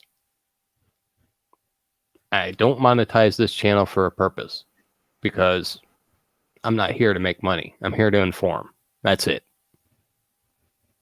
I mean, I've said many times, I'm here to heal the world. I'll do it one person at a time if need be. And this is one way I'm trying to do it. All right, I'm done with my soapbox. Next speaker. That was actually a great read. Yeah, I wish I was smoother. The last paragraph? What's that? The last paragraph. Can you read that again? And by the way, hey, Nate. The sheriffs took an oath to uphold and defend the Constitution from enemies, foreign and domestic.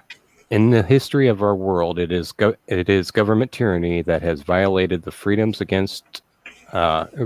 granted to us by our Creator for more than any other.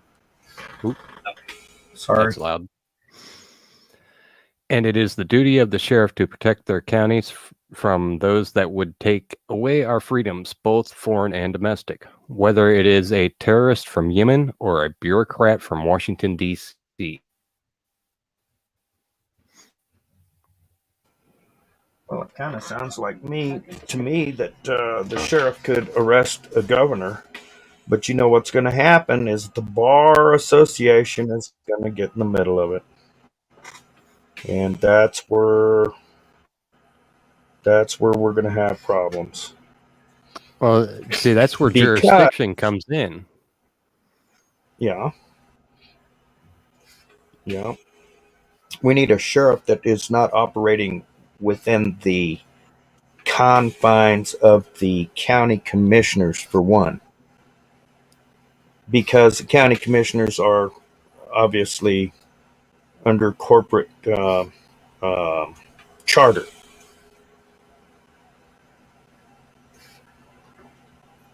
Something to think about. And the foreign and domestic, it would both qualify as far as the governor and the state's concerned, because they're foreign as far as being controlled by the Bar Association, and they're domestic terrorist as far as being a corporation ruling we the people. So I would think they qualify for being arrested. Well, real quick, Latin Patriot, that's something more along the lines of a Monday night show topic, if you don't mind. Thank you. If I may, Ricky, I recall you referenced, I think it was your sheriff in Colorado. There was a certain point of time where the feds did come and take him over. I don't want to say zap him over, but take him over. It was either Quantico or DC. They took him over for like a week of training, quote unquote. And then he came back and he was behaving or working differently. If that was the case with your local sheriff, how many weeks after the election of that sheriff did they wait to come and snatch him up? It was about, excuse me, cat hair. I'll be right back. Bad, thick cat hair. He looks like he was about to lose some saliva there. If I may, just one thing. Go ahead. I own too many books. I'll just put it that way. But as I'm sitting here in my truck, the book that I said I did not have handy, I found. And I'm looking at the second page, And I saw something, and I wanted to bring this up because we're sitting here and we're talking about the duties of these officials and them not doing these things, and we need to educate ourselves and hold these people responsible. Well, I found this little bit in here on page 2.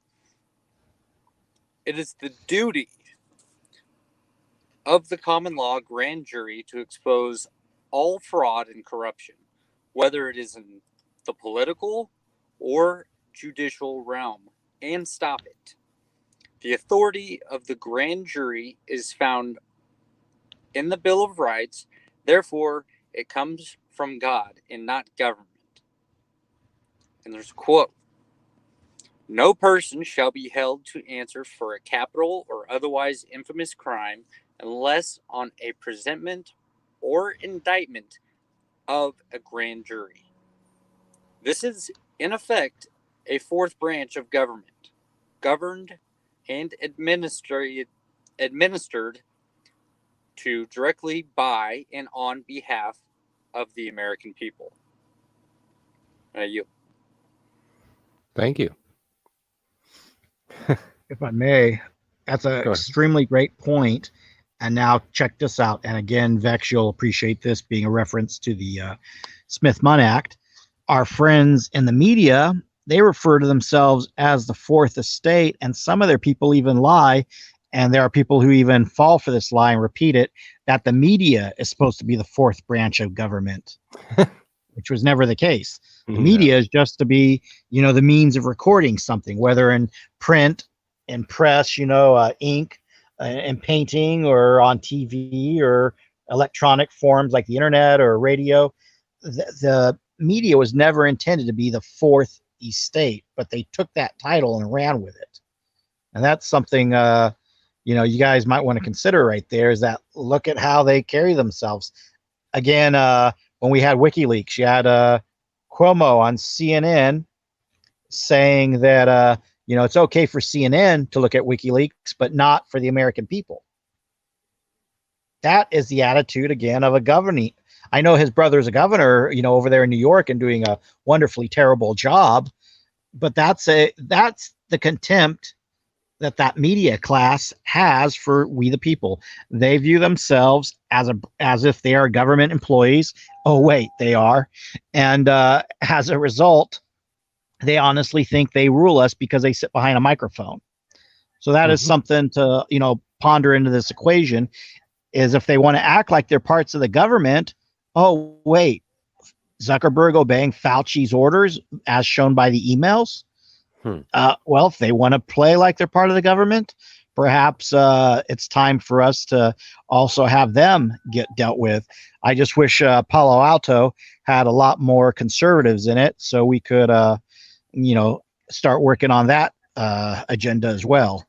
That's something I've brought up a few times at California's meetings, just to make a point that once my state's assembled, we got some Silicon Valley tech heads that need to be looked at in a different light, especially the ones at Alphabet. Well, Alphabet being Google, and Google being Susan Wojcicki, or however you say her name. I can think of a few good crimes we can charge her with.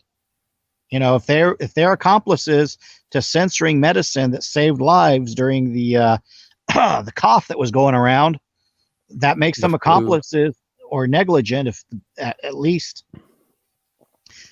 Also, Dan D did ask a question: if the Senate and them are citizens, does that mean our governor is a citizen as well?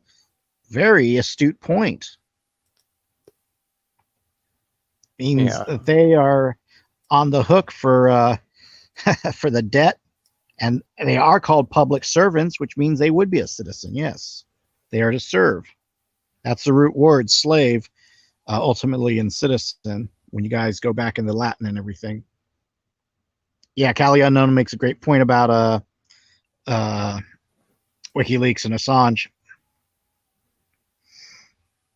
And that's something there. Could you imagine, as much as they freaked out over WikiLeaks showing us how dirty they are, if if the assembly was growing to, and it is growing to that inertia rate where it's no longer stoppable, they would be losing their lunches even bigger than they already are. Like I reported to you guys last week, all of a sudden rumors are coming out that Hawaii may be attacked by China, Pearl Harbor style, and it's on the heels of Hawaii publishing their notice of state. It's like, oh, that timing. Yeah, that's just coincidental timing, Magic. Yeah, they are going to get as dirty as they can, and it's up to us to stop them. This is how we stop them. The assembly can rein them in because that was the way it was originally set up. Plain and simple. And it's each individual from your state. It's your responsibility to make sure it happens. This is how we do it. Follow the 10 steps. Look up your Constitution. Know what it means. Check out your definitions. Black's Law Dictionary. Am I missing some stuff here? Red Beckman. Third edition for Black Law Dictionary. Anything after that, they started tampering with definitions even of that. Again, that's the media tampering with stuff. One has to understand, like Webster's Dictionary last year, because when it became Merriam-Webster's Dictionary, they started, having issues as far as the publishers wanting to spin things. Last year, they turned herd immunity into now, X amount of the population is vaccinated equals herd immunity. They literally changed the definition to mess with the public's perception. Herd immunity is a natural evolving thing. It's not because of vaccinations. So you have to make sure that you're using law dictionaries that are not tampered with by the whims of a publisher. And that's something to keep in mind. By the way, thanks SMF Veritas for the pronunciation. I kind of view these big tech giants saying their name is like saying Beetlejuice 3 times. And I don't mean Lori Lightfoot out of Chicago. Oh my God. Sorry, had to throw some humor in there. Sorry, I just caught a visual and it was very gross. Yeah, well, here's the thing. They tell, we'd always talk about how they tell us stuff in their media. Well, just as we filed notice in triplicate or we do X, Y, and Z, if you recall, Beetlejuice had to be called 3 times, just like you have to object in the court 3 times. So on and so forth. There is a format these knuckleheads follow and bind themselves to. Why they do it, they can say it's because of the Trinity or because they like the number 3. It doesn't really matter. It's just they know what they got to do, and we now have the opportunity, knowing what we know, to follow, the playbook, so to say, or in this case, the handbook and the 10 steps, to use their own procedure and bind them up by it. If anyone wants to think of it as, get a little more esoteric for Monday night, think of it as spellcraft or wordcraft. Yeah, you can bind them up in their own spells or their own words, or as we call it, legalese. And it's not really, Vex, you were saying you're, having a little trouble thinking of the different terms. It's not really so much the different terms and stuff. It's just knowing which question you have and knowing how to follow that question to its end in terms of how they would rebut it. If you have a solid argument that can't be rebutted, as I explained, I think it was a week ago, you can only use that word frivolous as a judge to toss everything out, and that's just a judge being a bar member and being a complete putz. Right. Otherwise, and if you can object to the ruling that it's frivolous and show why it's not frivolous, you might have a chance of going over that judge and going to the next level of court on appeal if you have to go through appeals court. And that's something you guys got to think about too. The bar loves to just try to make you go through more and more levels of the court, not because they want you to go to the Supreme Court, but because more people make money, the more times your case is heard, because you have to file for that time in the courtroom. You have to deal with the lawyer fees, legal fees. That's why we're trying to tell you, don't fall for going into the de facto and doing all these petty little court cases. because you want to pick a fight with a security guard or a cop, and you guys get in a scuffle. Of course, he's gonna try to make an example of you, and vice versa. You might be made an example of because they'll exploit what little loopholes you haven't learned yet to keep you in their system and let you waste your money and your time trying to fight them. And then on top of that, there's the jail penalties and restitution, all that other stuff. I'm just checking the comments out too real quick. All right. Good deal there. Like Vex, you said you had the DMV thing to deal with the other day, and so far you're doing well. But now they're trying to get a little more slimier on you, if I understand correct. Well, not necessarily. As far as the traffic stuff goes, it was basically they postponed it, just like they postponed the other one. So I have to go back and go back and go back. Yeah, infinite postponement. So that could be the game. You postpone them, they postpone you. Yeah, that's what I'm thinking. But they know me by now, so it's very possible. And I know I annoyed the crap out of the judge. Well, that's going to be the thing, is eventually that judge is going to try a different tack on you. So you have to be ready for that. This bar association, a lot of them are putzes, but there are a few crafty little Weasley ones who, they're gonna get you thinking you're a-okay. And before you leave the courtroom, they'll pull something on you like, "Excuse me, Mr. So-and-so," and you turn around and answer, and boom, they just got you. Right? Because you acknowledged that you were the straw man. Something as simple as that, folks. Yeah. Yep. Yes. Trickery is what they do. It's what the law is based on, tricking you. Mm-hmm. Yep. The Canadian footage we aired a couple weeks ago, or maybe a month ago now, time's flying here. If you remember, my comment about that was at the end, they wanted to go back to get a bag, and I said, that's a mistake on their end. They shouldn't do that. I guess they pulled it off, but the point was, if those folks re-entered that court, they were going to put themselves right back under the auspices of that judge. So we don't know how that clip fully ended, if the girlfriend went and got the bag or if the dude went back and got it. But you don't go back for anything. Make sure you pack all your stuff up once you close that case out and you get out of their courthouse, you get out of their boat, so to say. Get yourself back onto the land. Jurisdiction. By the way, I'm just checking how many people, since I'm in the StreamYard, I can't see the comments. How many people do we got here in the chat at this time? It's showing 7 in StreamYard and 7 in YouTube. Okay. Well, if you guys haven't liked, shared, or subscribed, if you're finding what we're giving out to be knowledgeable and some learning material in here, please do Vex the honors and spread the word far and wide, add the thumbs up, and subscribe. Not because, again, Vex is trying to make money. The channel's not monetized, but because this knowledge, the more it interacts, the higher up it stays on YouTube. And that means somebody else with that mindset to make a difference might just find that little nugget of wisdom in tonight's conversation. Yeah, the more we circulate this information, the more it helps everybody join in with us. Because, like I said, this is what we're all supposed to know anyway.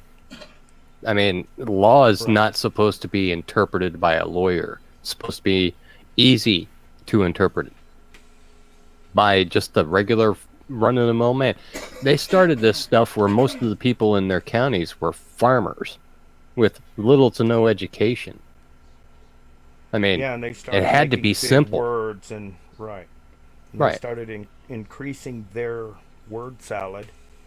Where farmer, I never heard of that. Where'd that come from? Well, we just made it up just for you.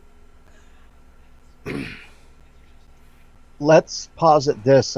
Ricky, you'll probably appreciate this. Originally, families were the ones responsible for the schooling of their children until they sent them off to a guild. And so a lot of mothers, and this goes back to common law, would teach their children to read with the Bible. The Bible was the initial source of schooling for children. This is why there's so many preschool toys to this day that are still Bible themed. There's a whole industry around it. So you teach the person to read the Bible in their native tongue, whatever the vulgar language is, but then by the time they get older, they're off the farm, or they're working for the guild, and they go to their, what would have been their mass or their Protestant mass, and maybe they hear the Bible in Latin. They don't understand a single thing they're hearing, so they got to rely on that priest to translate it for them. Moving along, you get all these bar members bringing more of this Latin into the conversation of contracts. We touched on this last week with the Juris Corpus Secundum, where, like, just for a panel, a written notice from the sheriff to impanel a jury was called a venire facie. And it's just, but they say several times within the document, a written notice from the sheriff to impanel jurors. So they mix in the Latin and the English to throw people off at several times. So unless you look up the definitions of the words, you don't know. And this was, again, in documentation that we read through regarding building the assembly. If I hadn't known to take that mindset, think like a lawyer, and go look up the Latin, I wouldn't have understood what they're talking about in terms of forming these juries. The bar has been doing this, again, as spellcraft or wordcraft, whatever term you want to call it, for a long time, where instead of giving you it all in English, they decide to throw in ergo or ad hoc or verbatim. Like, they throw in words that people don't normally use. I throw a lot of $5 words out by accident just because of a lot of the schooling and reading and stuff I've done. And it's not to sound smart. It's just, for me, it is part of my lexicon or my language or way of speaking. But these guys are throwing out stuff that confuses even me. And I'm a layman who reads a lot. I'm not, a guy who goes to a linguistics school and learns every definition for every word that ever existed. Right. And so if these guys are throwing me off, and I'm actually purposely researching this stuff, can you imagine some farmer who he knows how to, measure the water for his crops? He knows how to get the best soil quality, the best ash, maybe mix some crushed eggshells in for calcium into his soil, also get rid of the snails. He knows all these moves, but he looks at this and he'll literally get dumbfounded by the words in the book. That is, and Dan D, Latin is a dead language. Exactly. I said that last week when I was discussing that in a courthouse, you speak Latin, and the courts preside as a straw man over the dead. So you only speak the language of the dead. And yes, you're correct. Law and medicine. So we made that correlation then. And that's one thing bringing us back to the start of this. In the Jefferson manual, from what I've read so far, Thomas Jefferson's not really writing in Latin. He's not appealing so far in Latin, which is refreshing. He's actually using the common English of his day, or the King's English, whatever you want to call it. It comes across, what I've read so far, he's not writing with airs about him or to try to spout off and be a know-it-all. So it is kind of interesting to see his style of writing is a little bit different than what I found in the Juris Corpus Secundum. Very different feel to the document. I'm not crossing my eyes reading it so far, so it's a much easier read, guys. It's just going to be a little bit of a longer read for me. I yield. I know the feeling. Yeah, reading on all these old documents and hell, even new documents is not my strong suit. So it actually helps me to do these Friday night shows, because it helps me learn at the same time that everybody else is learning. And having people come on and talk about it adds to my learning, quite frankly. And that's one of the reasons why I keep doing this. And you'll notice that I don't speak up a lot. I want everybody else to talk and be able to, say what they have to say and give the correct information that goes out there. If it's just me up here, I will get it wrong. I just will. I will get a lot right, but I'll get a lot wrong. And having people keep me in check and make sure I do it right ingrains it into my brain. And that's why you'll notice that a lot of my shows may repeat things. You know what? Repeating things that that over and over drills it into your brains, and it drills it into my brain. So this is why you may find this, maybe slightly boring. I hope not, but you need to know this stuff. Go ahead, Sean. I was about to say it's as dry as Oscar Wilde. That's a joke from the old cartoon Queer Duck on Showtime, back when you could make fun of the gay community and no one would get offended. Right. Yeah. The voice for Queer Duck was actually the dude from, I want to say Three's Company, or not Give Me a Break. It was the one of those shows from that era. He's always, it's the show where the main actor was always falling over the couch, but it wasn't the Dick Van Dyke Show. It was something similar to that. Anywho, Jim J. Bullock, the guy who was on, or Jim Valanche, whatever the hell his name was, that was on Hollywood Squares all the time. That was Queer Duck's voice. Bit of trivia for you there. But you see, that's back when the gay people were not trying to march down the streets with their genitalia hanging out, flopping and offending us. And we ask our local police, hey, isn't that an obscenity law? Yeah, it is, but they got a permit. Yeah, but if a guy needs to take a leak on a tree, you arrest him. So, well, see, folks, that's the problem. The officers, they ain't enforcing the laws no more. And that's because they don't even know the laws. That's one of the things. As you guys get this knowledge and this education, you don't have to necessarily go out and pick a fight with a cop. But if you and the cop are at the bar, you can be like, "Hey, officer, what do you think about this? Did you know that so and so, this governor, voted to take away your rights to maybe do this procedure or that procedure, da da da." Let them know that their hands are literally cuffed as well by certain things that are hurting them when the Constitution is perverted. Because the more laws there are, the more things cops have to do. And it sucks for their job. Go ahead, Ricky. First of all, the cops are working for the city, and the city is the corporation. I mean, that's just, wait, stop. They only do what the corporation tells them to do. If there is no victim, there is no crime, does not exist anymore because the corporation is using their Gestapo to enforce codes and statutes and whatever, fines and whatever. You know where I'm going. The reason that the law enforcement, now when I say law enforcement, I'm talking the law enforcement starting from your local city to your sheriff to your state troopers all the way up to the Department of Justice for the corporation. Remember, they are all under corporate charter. So they are not operating within the God's rights. Remember, God's rights are first, and then the Constitution is there to protect us from people trying to take God's rights from us. Anyway, none of any form of law enforcement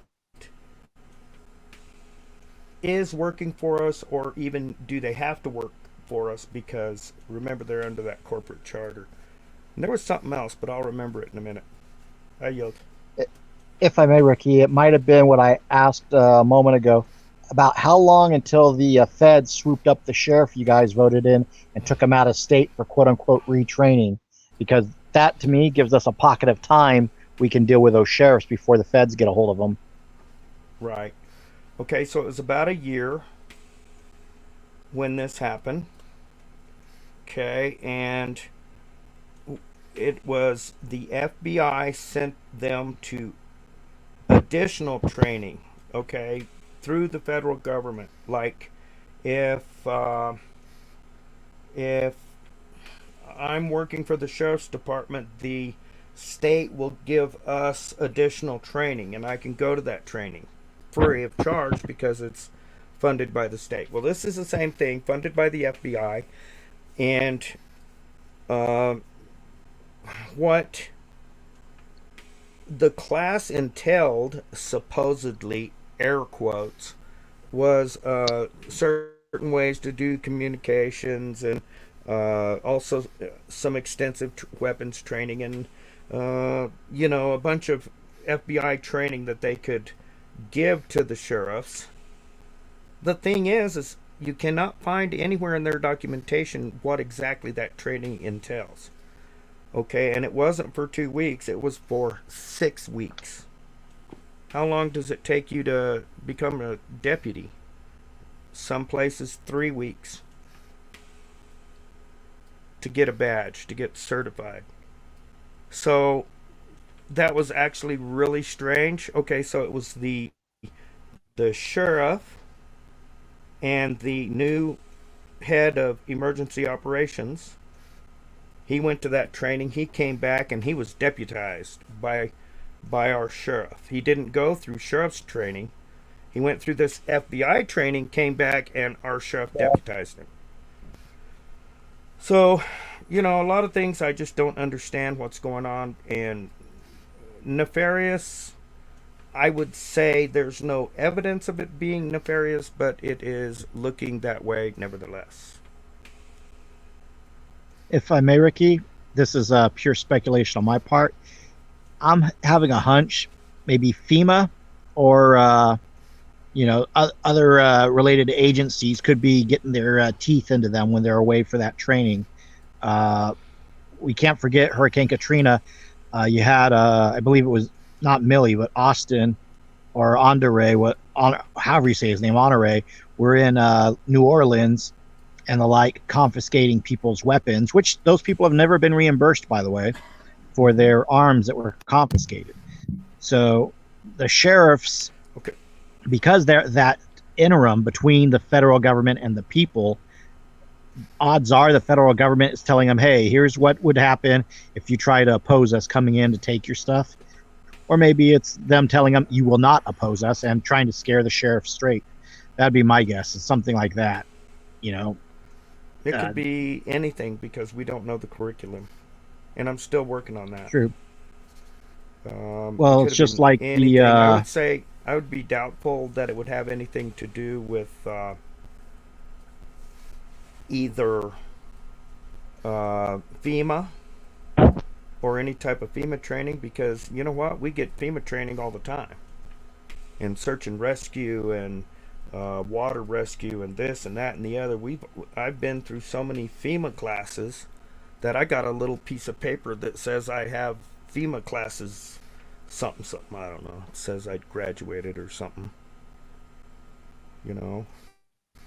I would say it would be more... Okay, now remember the FBI are the worst at doing whatever they want to do. Same with the CIA.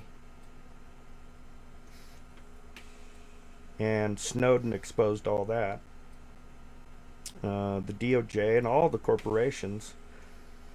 So I would say more in, and this would be speculation because I don't have the documentation to prove it or back it up, but into more, you're a sheriff and they are peasants. How you have to know how to treat these peasants and understand them. But 6 weeks is a lot of training, my friend. Yeah, that sounds like more like an indoctrination or almost a boot camp.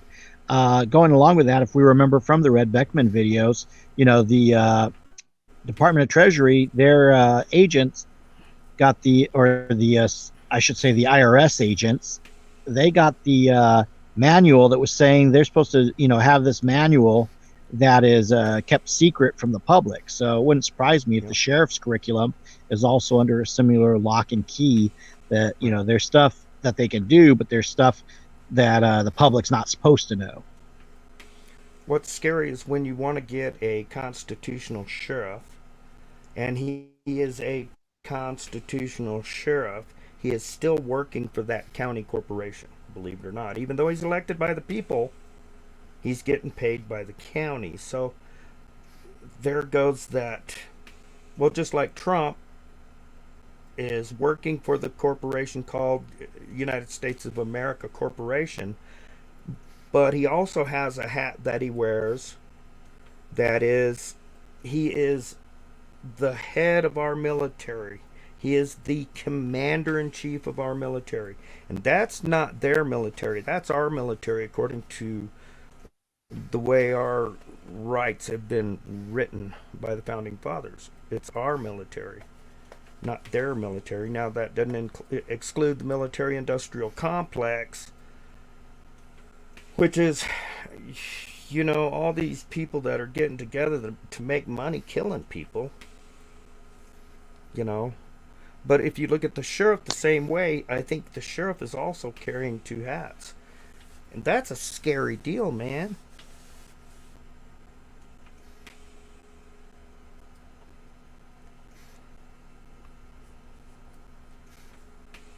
Yeah, scary as it is, it still needs to be found out and rooted out.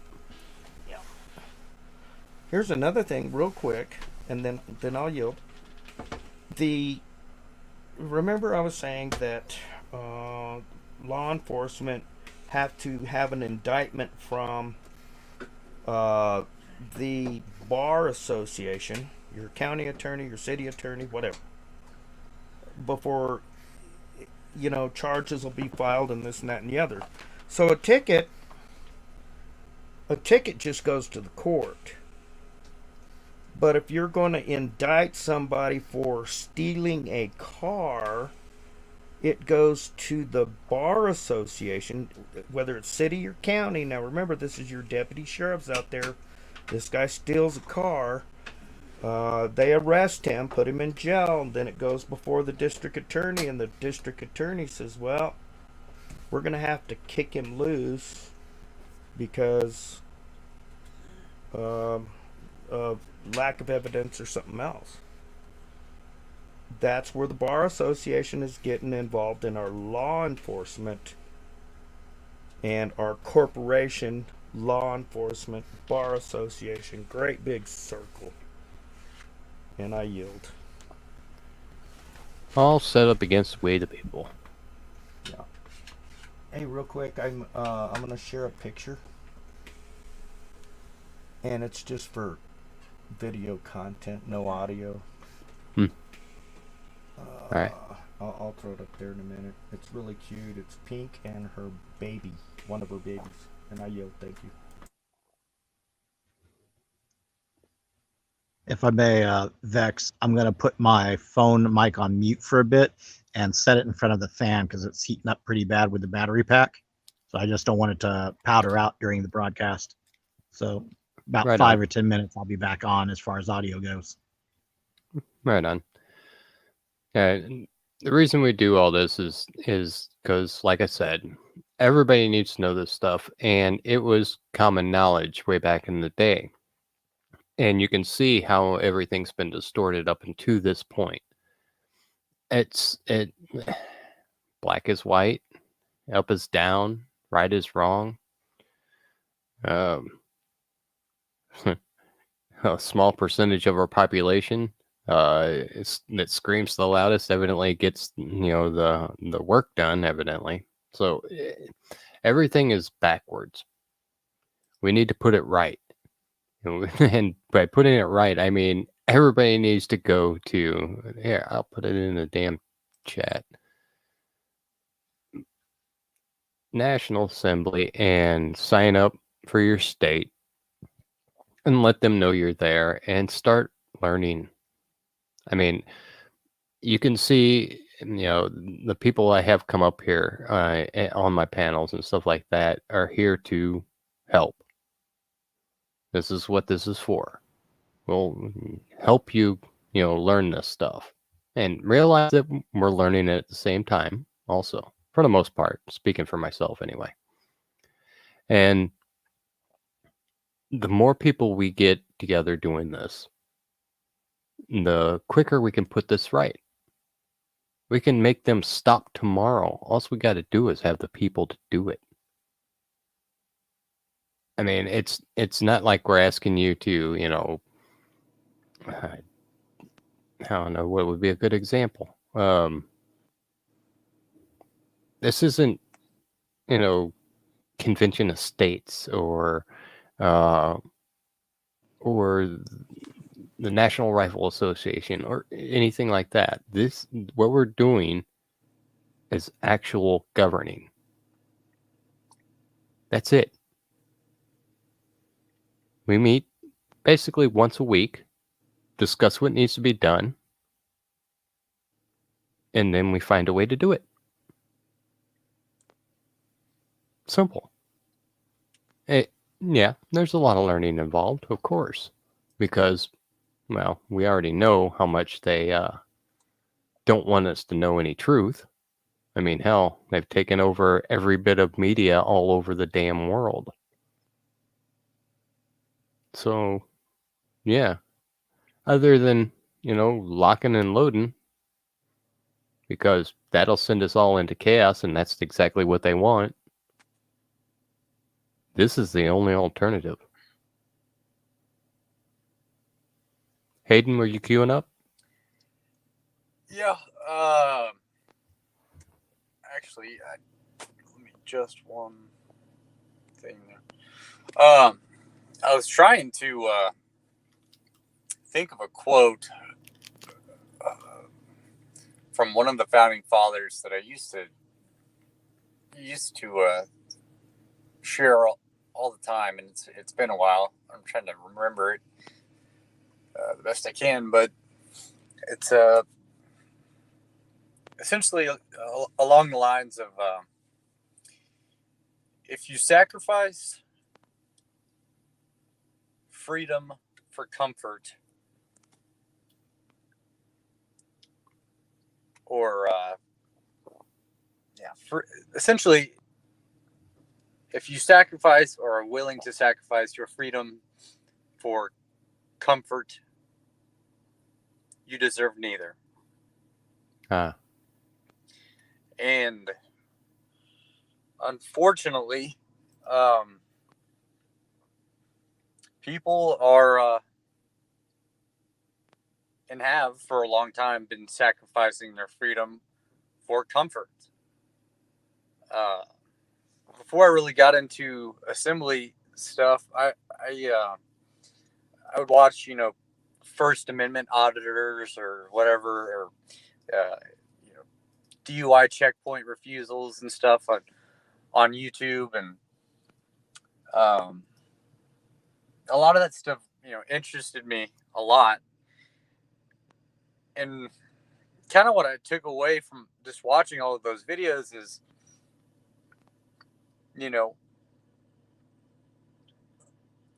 and talking to people about some of these videos I saw or watched and, shared with some people, they said, well, if you get pulled over, obviously, okay, it's clear, if you haven't committed a crime and the police officer has no reasonable, articulable suspicion that you have committed a crime,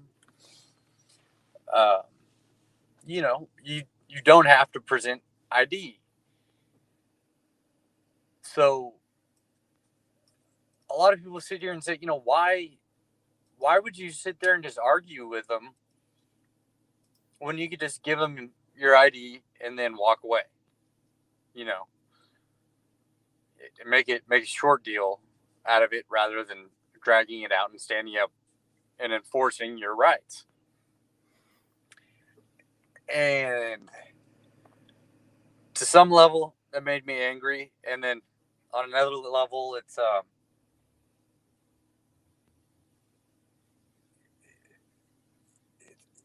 it just said a lot about where the American people are, and life is so fast paced now that people will, if I can save 5 minutes out of this, alleged traffic violation, and then, just give them my ID and get it over with, instead of standing up for their rights, that's how freedoms are lost. If you don't enforce your rights, nobody's going to respect the fact that you have rights. And, coming full circle with that quote, if you sacrifice comfortability, or I'm sorry, if you sacrifice freedom for comfortability, you deserve neither.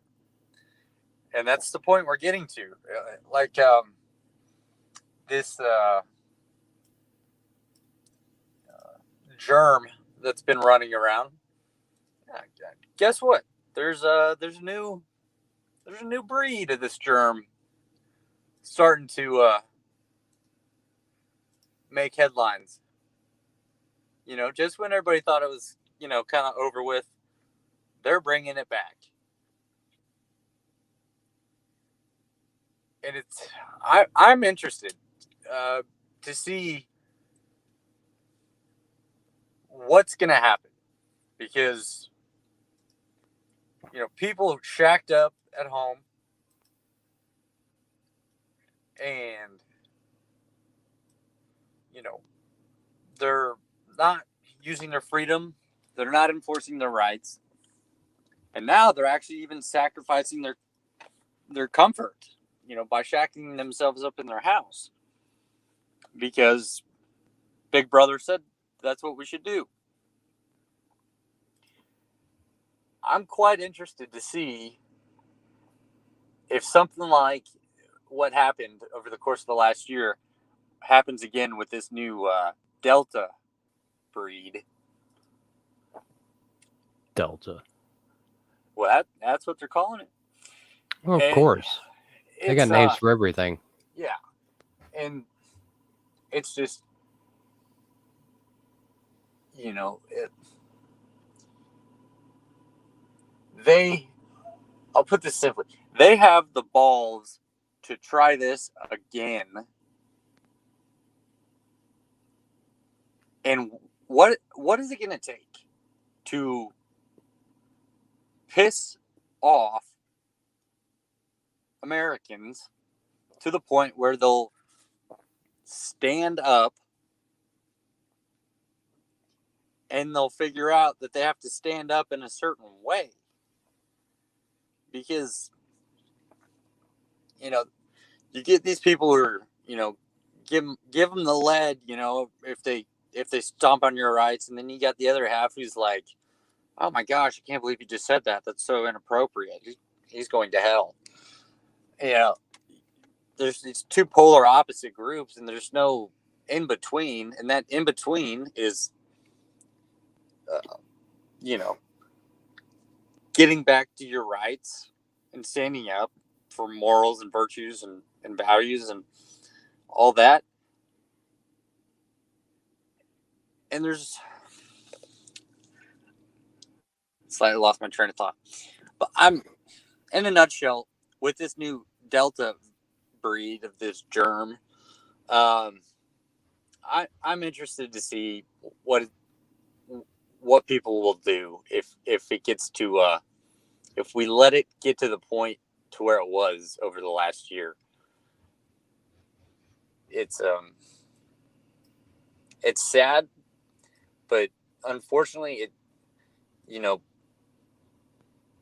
people kind of have to experience a little bit of hurt to realize that they need to do something. And I'm expecting, honestly, to see this new breed of germ and how far they're going to take it, and how far the people are going to allow them to step all over their rights. So, may I? Yeah, go ahead, Sean. Something to consider ever since the Treaty of Paris, what have you. Every time the United States is in a position to pay off its debt, the globalists and the international banking cartels create a stunt or an incident, such as a mysterious cough or cold, to, you know, wipe out us coming out from under that debt. They constantly do this because they're afraid of our generations of people getting free and getting rid of them, because they know we're the only wealth generators on the planet. Let's be ultimately honest. We're the only thing somewhat close to a capitalist nation left, We're not even truly a capitalist nation anymore.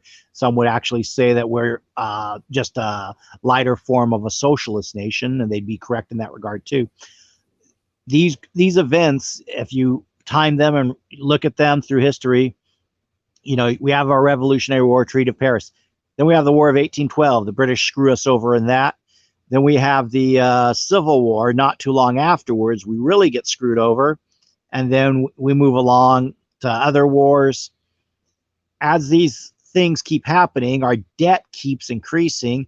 And for those who are paying attention, Donald Trump changed the terms of our bankruptcy we were in, which means we would have had a shot again of actually coming out of bankruptcy as a country. That's why they had to pull the trigger on us. So you're correct. They are pulling this move on us. The longer we wait to counteract them, the more they're going to think that it's okay for them to continue pulling more moves to keep us as their debt slaves and as their chattel slaves.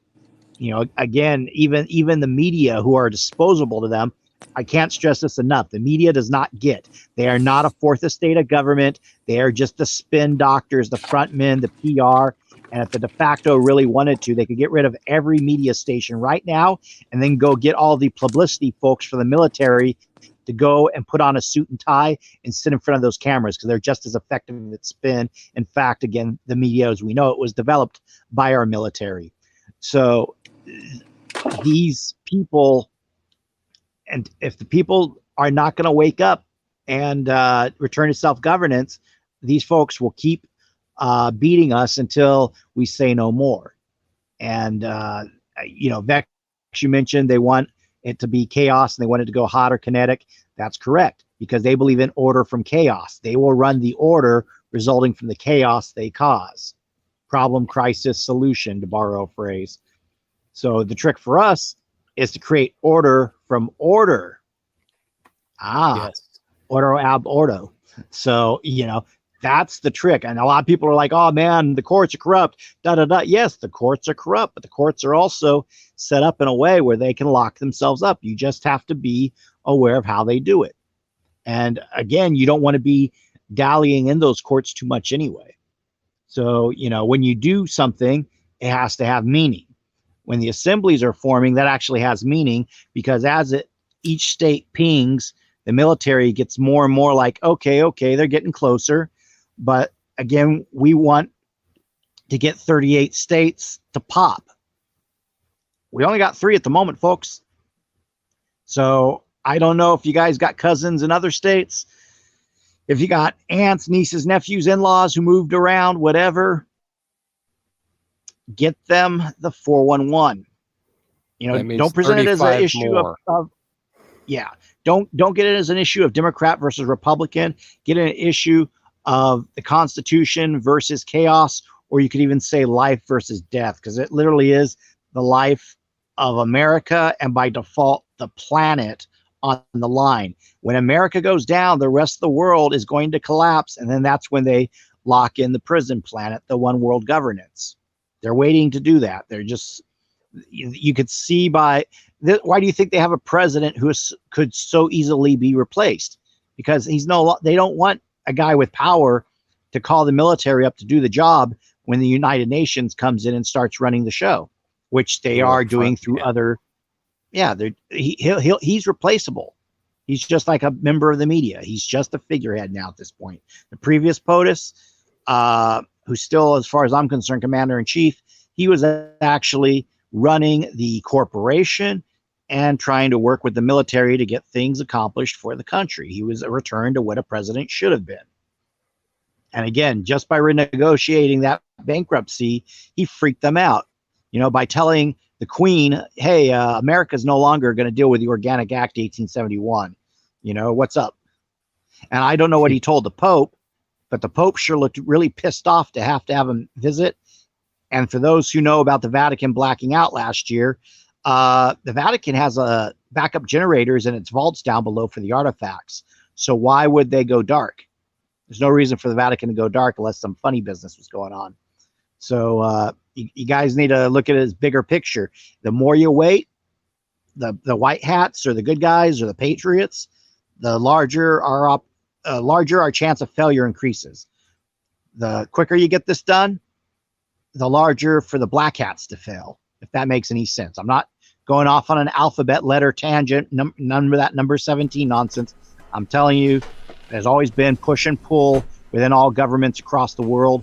But when the world economy got rested on the US dollar as the default currency, and our dollar is based on all these, petrol deposits around the world, especially the ones that deal with OPEC, it's not too hard now to manipulate other countries into poverty, especially if the IMF is telling them you adopt these socialist policies or you get no money.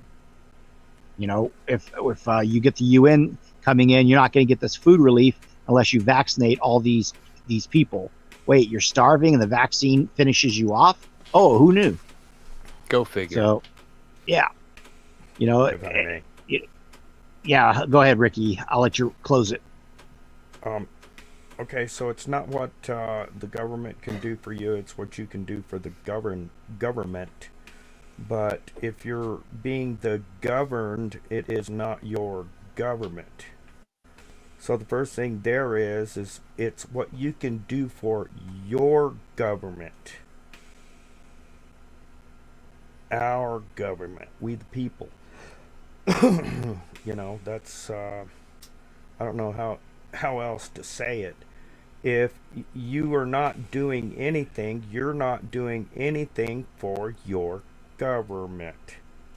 And you are now the governed by somebody else's government, not mine.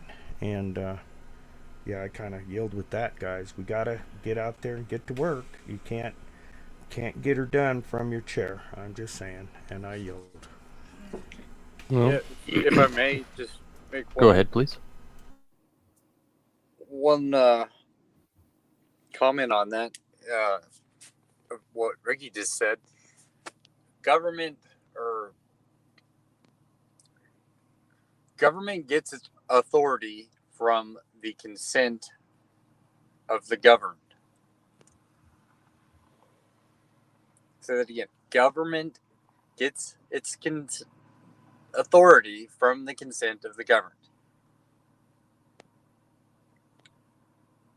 So they are assuming they have consent to govern, essentially, because nobody's challenging it. They're assuming they have consent from the majority, and as long as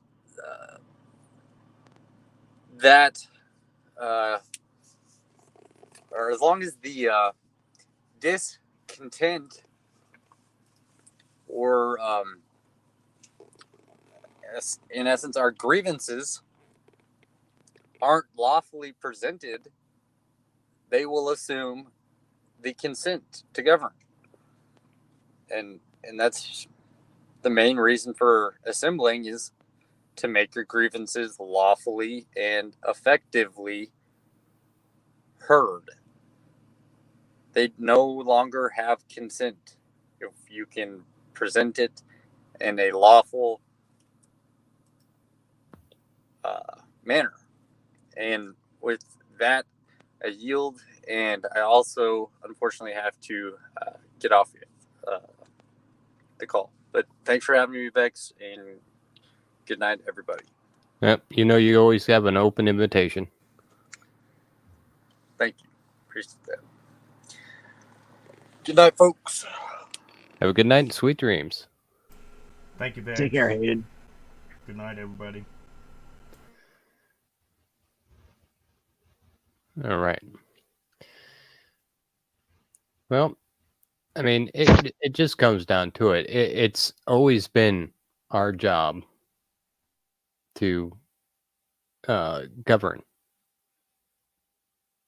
And the reason why we haven't is what we've been talking about. I mean, they keep it from us. They change the story. They switch it up on us. We can't allow that anymore. It's time to do what our forefathers did. Our founders. We got to redo it because they screwed it. The corporation screwed it all up. Like I said, we need bodies. We need people. We need you to do the research. And passing along information is great. But this is different than that. This is taking in the knowledge yourself and applying it with your community. And this will save us from any questions about federal vaccines and stuff like that, because they can't come in our state if we don't allow it.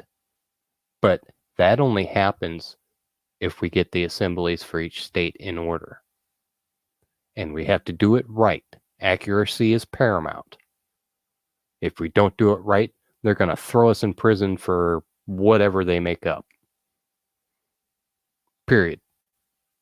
See, that's the whole thing about this. We're not doing anything secretive. As a matter of fact, we're trying to make everything transparent. But we can't do that unless you guys help us by joining in. Go to national-assembly.net. You go in and you sign up with your state.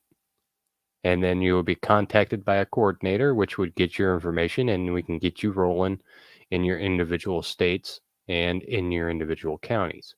Like I said earlier, I'm here. I'm an email away. vex@post.com. It's that simple. Send me an email. I'll put you in contact with who you need to be put in contact with in your county or state. I will make it my personal responsibility to help you if need be. I'm here for you. Let's do this. Anybody else want to pipe in? Yeah, Vex. I'll take the mic for yet another second or two, since looks like we'll go ahead and be wrapping up. Yeah. On my end, I'm going to be diving more into the Jefferson Manual again. And, I'll try to report anything I've learned or found at the next opportunity. But, going along with that, let's just say if you decide, okay, I don't want to be involved with national-assembly.net.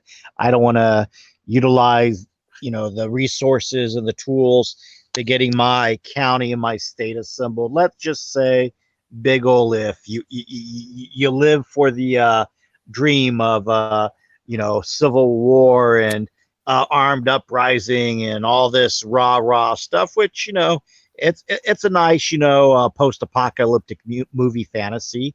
Again, I can tactically explain why it won't happen that way and why a lot of the preppers will be the first to go. There's a lot of surprises that myself and Ricky, we're because we're privy to certain research. We're aware that there are ways that they could do preppers really dirty, and I don't want to go into that because it might give some people nightmares. But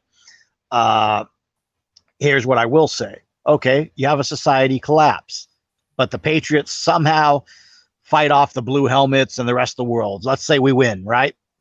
What's going to happen afterwards? Are you guys going to all join up and form pockets of roving bandits, and that's how we return to governance? So even then, you will want to know and understand how constitutional rule and common law rule actually works, because the people will be so depleted that you're going to need to use that format until you can structure new lawful governance. And believe me, if that were to happen, if we, the people, were to wipe out, our different neighbors because they're stupid enough to vote Democrat, because they're that uneducated, we wipe them out. Ha ha ha, good, we got rid of them. No, it's not good, because guess who's going to flood into all those vacuums? It's going to be a bunch of, foreign agents. So the problem will only worsen. That's why you don't want to wipe out your fellow man. You want to educate your fellow man. Start with your friends and family that are conservative minded or constitutionally minded first. Branch out to the ones that are a little libertarian, and eventually work your way to the classical liberals, and just try not to go to the far left, because they will poo-poo everything just because they can until they get tired of wallowing in their own poop. But, for those who want to have the, Mad Max, future, guess what? It's not going to be like that, because the second America quits running properly If you don't have the right people in place, the nuclear power plants go hot within about a month. And then you have this whole country with all the power plants we have would suck. I'm just using very mild language to describe it. So again, we got to do this right. We got to do it lawfully, because the chaotic variant on it does not work out. And if America were to go that way, I guarantee you, with those power plants, when they go hot because they're not being maintained properly anymore, it will contaminate the rest of the planet. That's how bad the fallout would be. You guys thought Chernobyl or Fukushima were bad news. That's just one variable on the table. So, contemplate that. A lot of folks love that, G.I. Joe, Rambo fantasy. Trust me, I don't mind firing rounds off at targets, but do I want to fire rounds off at my neighbors? No. I'd rather have my neighbors at the table with me saying, hey, I don't like, that you wear your shoes tied this way with their laces, but, on this case, I'll vote that you can wear your jacket with these type of buttons. Okay, cool. Whatever the pettiness is. The point is, you can put that behind you and come together on more common things. Do we believe we should each have a right to disagree? Yes. Okay. That's free speech. Boom. Learn how to break the ice, because forming these little pockets with this, superhero vigilante mindset isn't necessarily going to work all the time. You got to be more like a Commissioner Gordon than a Batman, folks. And, even Commissioner Gordon occasionally punched out the Joker, but you don't find it that often in the comics, but it's happened. Trust me on that. I yield. Thank you, Sean. Ricky, closing remarks? Well, something you said that was really important, and it struck a nerve. One thing you said is they will make up their own rules, or they will make up something against you. And a total good example of that is the Colorado 9 are in prison for the rest of their lives, and they charged them with paper terrorism because they went after their bond. They put a lien on the bond of the elected judges and this and that and the other, and the judges came back at them and charged them with paper terrorism. And those guys, I don't think they'll get out unless there's a miracle, and we're hoping for that. But paper terrorism, Colorado 9. You can actually look up on Google the Colorado 9, but be careful what you watch, because there is some disinformation out there. And with that, I yield, and good night, everybody. Thank you, Ricky. It just goes to prove that, what I said earlier about being accurate. I mean, the Colorado 9, they weren't very accurate. They messed up. Now they're in prison for it. This is exactly what we do not want, because that just puts us right into their hands. And I can't tell you how much I don't want to be in their hands, because I have been. We all have. I don't like it. I don't like it a damn bit. So, throughout my time, I've been looking for a solution. I found a solution. It's the only solution that I've found that has a chance of working. Because before I found this, I was one of those prepper people. I was, quite frankly, I was selfish. I was, stocking up water and food and all that good stuff for myself and my immediate family and friends. It wasn't anything to do with the community. I was selfish. Utterly selfish. Now I'm trying to change that. And I'm hoping to bring you guys along with me. Because I need you. We need you. You need you. And I'll step off my soapbox. And with that, I yield. Good night. Oh, I have to thank everybody. Thank you, Sean. Thank you, Ricky. Thank you, Dan in the back. Thank you, Hayden, for coming up on panel and hanging out with me and talking about this truth. Thank you all for participating in chat. I really appreciate it. And you guys come up with some great questions, and I really appreciate that, because the more you ask, the more I learn, the more everybody learns. And hopefully we can continue that trend. And with that, I yield. Good night and sweet